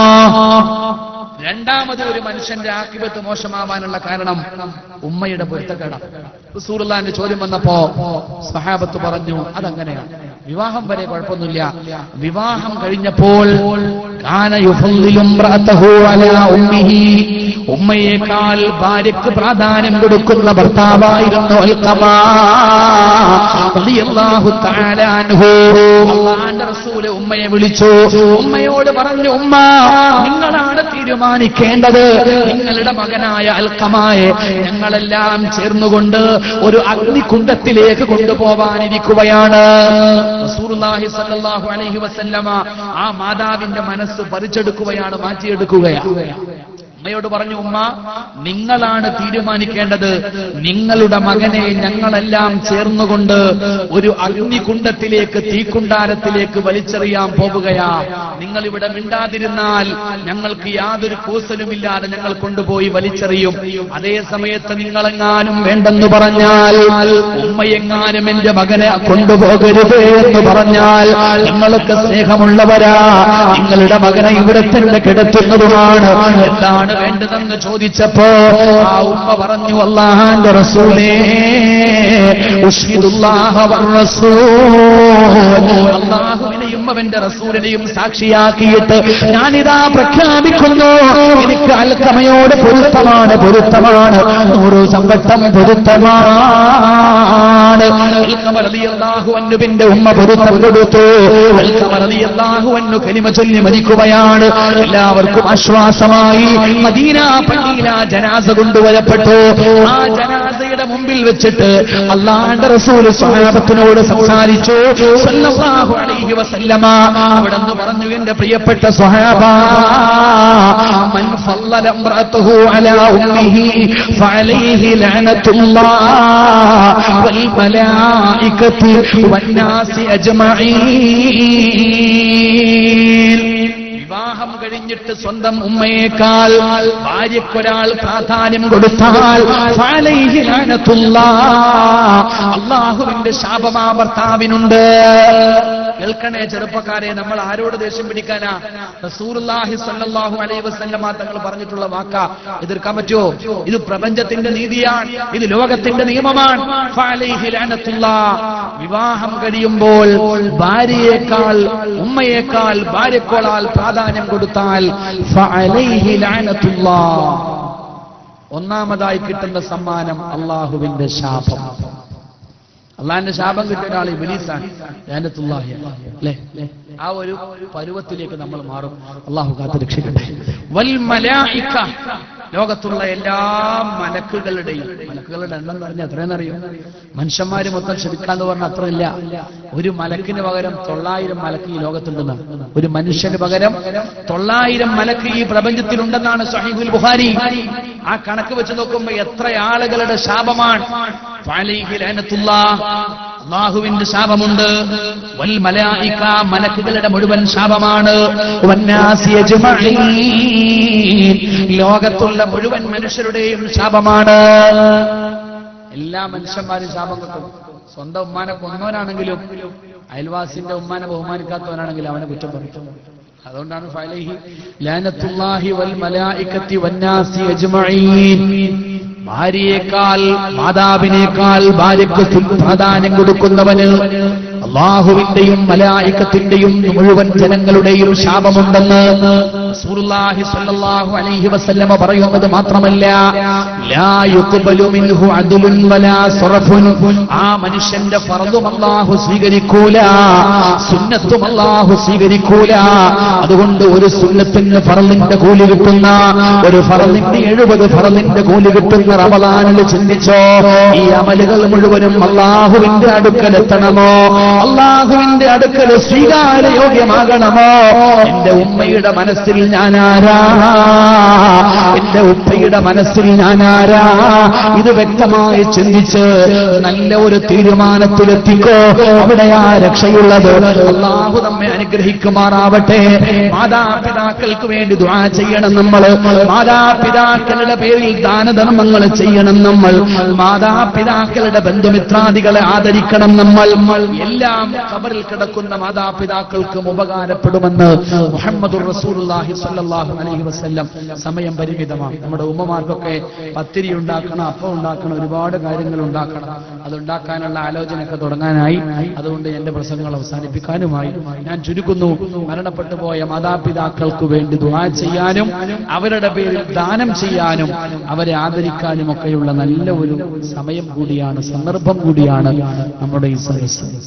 അൽ അദബുൽ മുഫ്രദിൽ ഇമാം ബുഖാരി റളിയല്ലാഹു തആല അൻഹു പറയുന്നുണ്ട്, ഖബറിൽ കിടക്കുന്ന ഒരു മനുഷ്യന് ഒരുപാട് സൗഭാഗ്യങ്ങൾ വന്ന് പൊതിയുമ്പോൾ അവൻ അല്ലാഹുവിനോട് ചോദിക്കും, ഐ റബ്ബി അയ്യു ഷൈഇൻ ഹാദാ, അല്ലാഹുവേ ഈ സൗഭാഗ്യമൊക്കെ എനിക്ക് എവിടുന്ന് കിട്ടിയതാ? അപ്പൊ അല്ലാഹു പറയുമത്രേ, വലതുക ഇസ്തഗ്ഫറ ലക, നിന്റെ മക്കൾ നിനക്ക് വേണ്ടി ഇസ്തിഗ്ഫാർ ചെയ്തതാ. അതുകൊണ്ട് ഈ സദസ്സിൽ വന്നിരുന്ന് നമ്മൾ നമ്മുടെ മാതാപിതാക്കൾക്ക് വേണ്ടി ദുആ ചെയ്യുമ്പോൾ ഖബറിൽ കിടക്കുന്ന നമ്മുടെ മാതാപിതാക്കൾക്ക് അതെത്തും. അവർക്കൊരു സന്തോഷം ും അവരുടെ പൊരുത്തം നേടാൻ നമുക്കതൊരു വഴിയാകും. അല്ലാഹു നമ്മെ അനുഗ്രഹിക്കുമാറാവട്ടെ. അതുപോലെ ഹദീസുകളിലൊക്കെ ധാരാളം വന്നിട്ടുണ്ട്. സഅദ് ഇബ്നു ഉബാദ റളിയല്ലാഹു തആല അൻഹു വന്നിട്ട് പറഞ്ഞു, ഇന്ന ഉമ്മി മാതത്, എന്റെ ഉമ്മ മരണപ്പെട്ടു പോയി. ഫഅയ്യു സ്വദഖത്തി അഫ്ളലു, ആ ഉമ്മയുടെ പേരിൽ ഞാൻ ചെയ്യുന്ന സ്വദഖകളിൽ ഏറ്റവും ശ്രേഷ്ഠം ഏതാണ്? നോക്കൂ നിങ്ങൾ, ഇത് സ്വഹാബത്തിന്റെ കാലം, റസൂലുള്ളാഹി സ്വല്ലല്ലാഹു അലൈഹി വസല്ലമയുടെ കാലത്തേ ഉള്ള പതിവാണ് മരണപ്പെട്ടു പോയ മാതാപിതാക്കളുടെ പേരിൽ സ്വദഖ ചെയ്യുക. അതുകൊണ്ടാണല്ലോ മുതിർന്ന ഒരു സ്വഹാബി സഅദ് ഇബ്നു ഉബാദ റളിയല്ലാഹു തആല അൻഹു തന്റെ ഉമ്മ മരിച്ചു പോയപ്പോ പ്രവാചകന്റെ മുന്നിൽ വന്നുകൊണ്ട് ചോദിച്ചത്, അല്ലാഹുവിന്റെ റസൂലേ, എന്റെ ഉമ്മാക്ക് വേണ്ടി ഞാൻ എന്ത് സ്വദഖയാണ് ചെയ്യേണ്ടത്? അല്ലാഹുവിന്റെ റസൂല് മറുപടി പറഞ്ഞു, അൽ മാഉ, ജനങ്ങൾക്ക് ഉപകാരപ്പെടുന്ന രൂപത്തിൽ ഒരു കിണർ കുഴിച്ച് ആ വെള്ളം ജനങ്ങളൊക്കെ കുടിക്കട്ടെ. ആ കിണർ ഇവിടെ സ്ഥിതി ചെയ്യുന്ന കാലത്തോളം അതിന്റെ പ്രതിഫലം നിങ്ങളുടെ ഉമ്മാക്ക് കിട്ടുമെന്ന്. അതുകൊണ്ട് ബഹുമാനപ്പെട്ട SKSFന്റെ ഓമശ്ശേരി ബാലുശ്ശേരി മേഖല ഒരുക്കിയ ഈ മഹത്തായ റമദാൻ പ്രഭാഷണത്തിന്റെ വേദിയിൽ നമ്മിൽ നിന്ന് മരണപ്പെട്ടു പോയ മാതാപിതാക്കളെയൊക്കെ ഓർത്ത് അവരുടെ ഖബറൊന്ന് വെളിച്ചമാകാൻ, അതൊന്ന് വിശാലമാകാൻ, അവരുടെ പൊരുത്തം നമുക്ക് കിട്ടാൻ ആഗ്രഹിച്ചുകൊണ്ട് നല്ല ഒരു സംഭാവന നമ്മുടെ ഈ സദസ്സിലേക്ക് നാലാലൊരു ദിവസം നിങ്ങളൊക്കെ നൽകി അനുഗ്രഹിക്കണം. 4 ദിവസവും നൽകാൻ കഴിയുന്നവർ അങ്ങനെ നൽകണം. അല്ലാഹു നമ്മെ അനുഗ്രഹിക്കുമാറാവട്ടെ.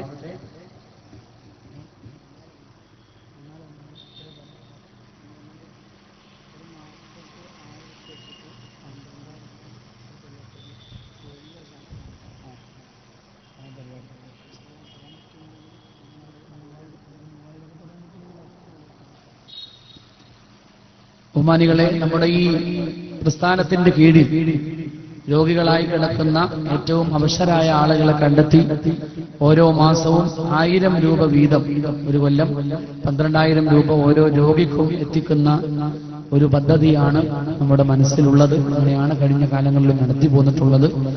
അതുകൊണ്ട് 1000-ഉം 10,000-ങ്ങളൊക്കെ നൽകാൻ കഴിവുള്ള ആളുകൾ ഈ സദസ്സിലുണ്ടാവും. പരിശുദ്ധ റമദാൻ ആയതുകൊണ്ട്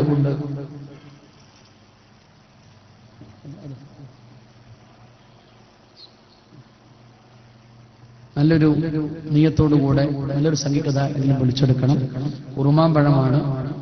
കഴിഞ്ഞ വർഷം ഇവിടെ വന്നപ്പോൾ ഏറ്റവും കൂടുതൽ ആളുകൾ ചെലവായ സഹകരിക്കുകയും ഇവിടെ നിന്ന് വേദിയിൽ നിന്ന് സ്വീകരിക്കുകയും ചെയ്തൊരു സംഭവമാണ് ഉറുമാമ്പഴം. ഉറുമാമ്പഴം ഈ നാട്ടുകാർക്ക് വളരെ ഇഷ്ടമാണെന്നാണ് എനിക്ക് തോന്നിയിട്ടുള്ളത്.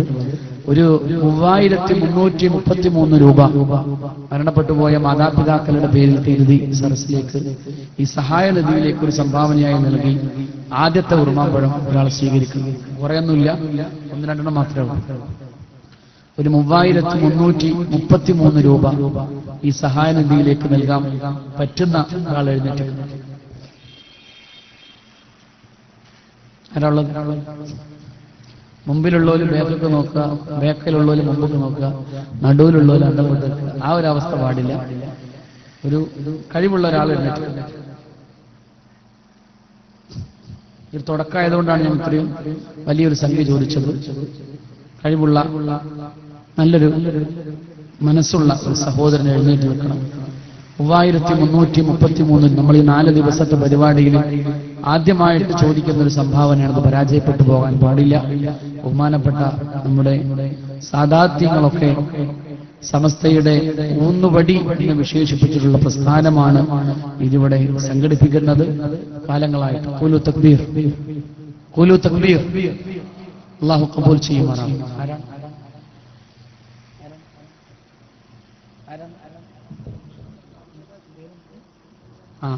നമ്മുടെ മഹ്മൂദ് ഹാജി എന്ന് പറയുന്ന സഹോദരനാണ്. എല്ലാവരും 3 സ്വലാത്ത്. സല്ലല്ലാഹു അലാ മുഹമ്മദ് സല്ലല്ലാഹു അലൈഹി വസല്ലം, സല്ലല്ലാഹു അലാ മുഹമ്മദ് സല്ലല്ലാഹു അലൈഹി വസല്ലം, അല്ലാഹുമ്മ സല്ലി അലാ മുഹമ്മദ് യാ റബ്ബി സല്ലി അലൈഹി വസല്ലിം. റഹ്മാനായ രാജാതിരാജനായ തമ്പുരാനെ, ഈ പരിശുദ്ധ റമദാനിന്റെ മജ്ലിസിൽ വെച്ച് ആദ്യത്തെ സംഭാവനയായി ആ സഹോദരൻ നൽകുന്ന 3333-ന് അർഹമായ പ്രതിഫലം നൽകി നീ ആദരിക്കണമേ തമ്പുരാനെ. അല്ലാഹുവേ, ജീവിതത്തിൽ വന്നുപോയ സർവമാന പാപങ്ങളും പൊറുക്കപ്പെടാൻ ഈ വലിയ സ്വതക്ക നീ കാരണമാക്കി കൊടുക്കണേ അല്ലാഹ്. ഈ സ്വതക്കയുടെ ബർക്കത്ത് കൊണ്ട് റമദാൻ അനുകൂല സാക്ഷിയാക്കി കൊടുക്കണേ നാഥാ. മനസ്സിന്റെ നല്ല നിയ്യത്തുകൾ മുഴുവനും ഹാസിലാക്കി കൊടുക്കണേ അല്ലാഹ്. ആമീൻ ബിറഹ്മതിക യാ അർഹമർ റഹീമീൻ. ഒരു റുമ്മാൻ പഴം കൂടിയുണ്ട്. ഒരു റുമ്മാൻ പഴം കൂടിയുണ്ട്. ധാരാ സ്വീകരിക്കാൻ ഒരാൾ എഴുന്നേറ്റ് എന്ത് വിലയും ഞാനായിട്ട് പറഞ്ഞു ബുദ്ധിമുട്ടിക്കുന്നില്ല. നല്ലൊരു വില നമുക്ക് പറയാം. ഏതെങ്കിലും ഒരാള് ഇതുകൂടി ഒന്ന് സ്വീകരിക്കും. ഇതന്നെയുള്ളൂ. എത്രയാണ്? 1111 അല്ലേ? അല്ലാഹു തൗഫീഖ് ചെയ്യും.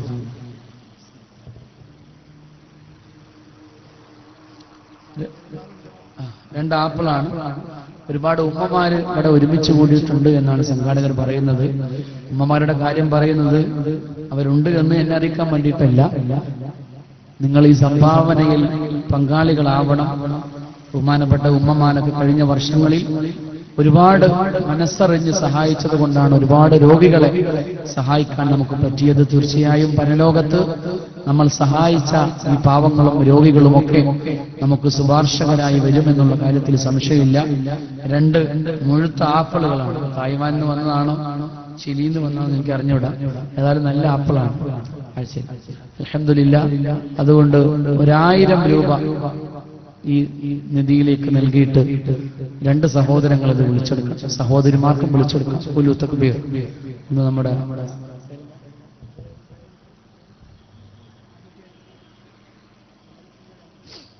അമ്പലത്തിങ്കര അഹമ്മദ് കുട്ടി ഹാജി ഒന്ന് സ്വീകരിച്ചിട്ടുണ്ട്. അല്ലാഹു തആല ഖബൂൽ ചെയ്യുമാറാവട്ടെ. നേരത്തെ സ്വീകരിച്ച ആ സഹോദരനും ഇദ്ദേഹത്തിന് അല്ലാഹു തആല ഈ സദഖയുടെ ബർക്കത്ത് കൊണ്ട് റമളാൻ അനുകൂല സാക്ഷിയാക്കി കൊടുക്കട്ടെ. മനസ്സിന്റെ നല്ല നിയ്യത്തുകളൊക്കെ പൂർത്തീകരിച്ചു കൊടുക്കട്ടെ. ഒരാപ്പിൾ കൂടി ബാക്കി ധാരാളം. സഹോദരിമാരുടെ ഭാഗത്ത് കുട്ടികളുണ്ടെങ്കിൽ നോക്കണം. ഒരു സഹോദരനെ ഏറ്റെടുക്കാല്ലോ. 1000 രൂപ ഈ സഹായ നിധിയിലേക്ക് നൽകിയിട്ട് ഖുലൂ തക്ബീർ ഷറഫുദ്ദീൻ എന്ന് പറയുന്ന സഹോദരനാണ്. അള്ളാഹു സ്വീകരിക്കുമാറാവട്ടെ, അർഹമായ പ്രതിഫലം നൽകുമാറാവട്ടെ. ഹലാലായ ഉദ്ദേശങ്ങളൊക്കെ പൂർത്തിയാക്കാൻ വേണ്ടി അജ്വ കാരക്കാർ ഒരു സഹോദരൻ ഈ സദസ്സിലേക്ക് സംഭാവന ചെയ്തിട്ടുണ്ട്. സഹോദരി അല്ലാഹു തആല ആ സഹോദരിയുടെ മഹത്തായ ഈ സദഖയെ സ്വീകരിക്കുമാറാവട്ടെ. റസൂലുള്ളാഹി സ്വല്ലല്ലാഹു അലൈഹി വസല്ലമയുടെ കൈകൾ കൊണ്ട് അനുഗ്രഹീതമായ ഒരു ഈത്തപ്പഴമാണ് മദീനയിലെ അജ്വ. അജ്വ മദീന എന്ന് പറഞ്ഞാൽ അത് മാർക്കറ്റിൽ വളരെ മൂല്യമുള്ളതാണ്, അള്ളാഹുവിന്റെ അടുക്കൽ മൂല്യമുള്ളതാണ്, റസൂലുള്ളാഹി ഇഷ്ടപ്പെട്ടതാണ്. അതുകൊണ്ട് ഇത് വളരെ കാഴ്ചയിൽ ചെറുതാണെങ്കിലും മൂല്യത്തിൽ വലുതാണ്. നോമ്പ് തുറക്കാനൊക്കെ ഇത് ഉപയോഗിക്കുമ്പോൾ റസൂലുള്ളാഹി സ്വല്ലല്ലാഹു അലൈഹി വസല്ലമയുടെ സുന്നത്ത് അപ്പടി അനുധാവനം ചെയ്യുന്നതിന്റെ സുന്നത്ത് നമുക്ക് കിട്ടും. അതുകൊണ്ട് നല്ലൊരു വില 1111 രൂപക്ക് ഈ അജ്വ ഈത്തപ്പഴങ്ങളുടെ ചെറിയ ഈ പാക്കറ്റ് ഏതെങ്കിലും ഒരാളെ ഏറ്റവും ഖുലൂ തക്ബീർ ഖുലൂ തക്ബീർ റഫീഖ് UK എന്ന് പറയുന്ന സഹോദരനാണ്. അല്ലാഹു തആല അദ്ദേഹത്തിന്റെ നല്ല നിയ്യത്തുകൾ ഹാസിലാക്കി കൊടുക്കുമാറാവട്ടെ.